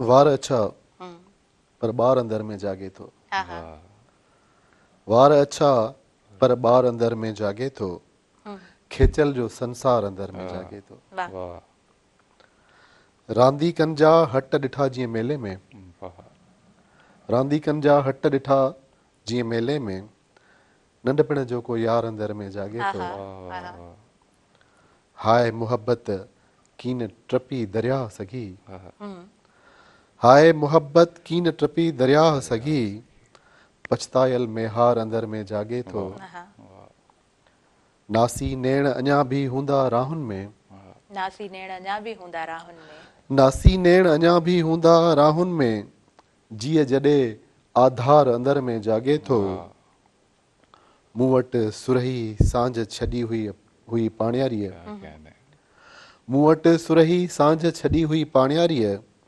खूहर जो सो नार अंदर में जागे थो कुझु बि कयां मां शहरी थी न सघियो आहियां शेर जी ग़ौर तलब जी हा आहे जी हा कुझु बि कयां मां शहरी थी न सघियो आहियां ॻोठाणो किरदार अंदर में जागे थो वाह वाह वाह वाह कुझु बि कयां मां शहरी थी न सघियो आहियां ॻोठाणो किरदार अंदर में जागे थो वाह तुंहिंजे ज़ाहिद ख्वाब ॾिठो को नाहे ॿियो तुंहिंजे ज़ाहिद ख्वाब ॾिठो को नाहे ॿियो तुंहिंजो ई बसि प्यार अंदर में जागे वाह थो वाह वाह वाह वार अच्छा पर ॿार अंदर में जागे थो खिचल जो संसार अंदर में जागे थो वाह वाह कमाल ख़ूबसूरत ख़ूबसूरत ज़बरदस्त तमामु बहितरीनु अच्छा ज़ाहिद साहब ईअं थींदो आहे त का स्टोरी हली रही आहे ऐं ठीकु आहे उहा शइ तव्हांजे ज़हन ते घर करे वई आहे उहा चिटे वई आहे पोइ उन्हनि खे हुन लफ़्ज़नि जी सूरत में शाइरी जी सूरत में साम्हूं आणींदा आहियो ऐं साम्हूं खां सवाल थिए त कहिड़ी सिचुएशन हुई कहिड़ी सिचुएशन मां तूं गुज़रे पे जो तूं हीउ लिखियो आहे इन तरह कुझु थींदो आहे बिल्कुलु थींदो आहे घर में बि इहे सुवाल थींदा आहिनि कॾहिं कॾहिं हा थींदा हूंदा यस ऑब्वियसली त भई जेको तूं शेर लिखियो हुयो कंहिं ते लिखियो जी हा त शाइर ज़रूरी न आहे त जेको बि शेर लिखे थो या जेको बि ख़्यालु ॾिए थो त उन ते उहा वार्ता पाण ते तव्हां मिसाल ॻाल्हि पंहिंजी का वार्ता मूंखे ॿुधाई उहा मूंखे ज़हन में चंबड़ी पई चिपकी वई न कॾहिं बि उन ते शेर अची सघे थो वार्ता त तव्हांजी आहे किसो त तव्हांजो आहे शाइरीअ में आउं खणी आयसि ठीकु आहे त उहो जेको ओलड़ा आहिनि न उहे त हूंदा त मूंखे ख़बर आहे तव्हांजा आहिनि माण्हू त इहो सम्झा त इहो सॼी हा वार्ता मूं ते बिल्कुलु थी आहे बिल्कुलु सो हूअं बि शाइर त तर्जुमान हूंदो आहे न ऐं तमामु मां पहिरीं बि एड कयमि त असांजे समाज जूं तमामु जेके पीढ़ायूं आहिनि उणायूं आहिनि उहे जॾहिं शाइर जी उन नज़र मां गुज़रनि थियूं त पोइ हू पंहिंजे उन अखरनि जी सूरत में उहा शाइरी जी सूरत में जॾहिं शइ साम्हूं आणींदो आहे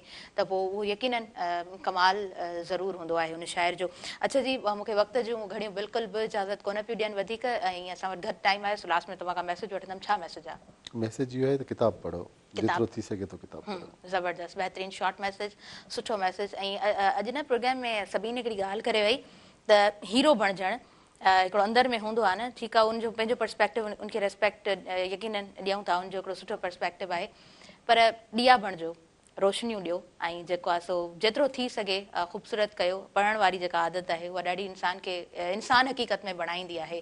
असां वरी इंसान सां गॾु इंसानियत जा बि क़ातिल हूंदा आहियूं। असांजी कुझु सोसाइटी में कुझु कैरेक्टर्स साम्हूं अहिड़ा ईंदा आहिनि जो सम्झ में ॻाल्हि ईंदी आहे त वाक़ई इंसान सां गॾु इंसानियत जा बि माण्हू क़ातिल आहिनि।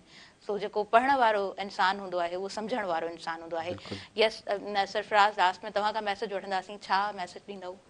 मैसेज इहो ई आहे त कोशिशि कजे त जेका बि ॻाल्हि ॿुधिजे त उन पाण ॻोल्हिया कजे। ज़बरदस्त ज़बरदस्त। अच्छा जी, सुबुह मेराण में हमारी फर्स्ट अपीयरेंस रही। सो सुबुह मेराण जे लाइ न्यू जेको गेस्ट हूंदा उनखां पूरी टीम कमेंट्स ॼाणणु चाहींदी आहे। छा कमेंट्स हूंदा? कमेंट्स माशाल्लाह मुंहिंजी शख़्सियत हिते मौजूदु आहे।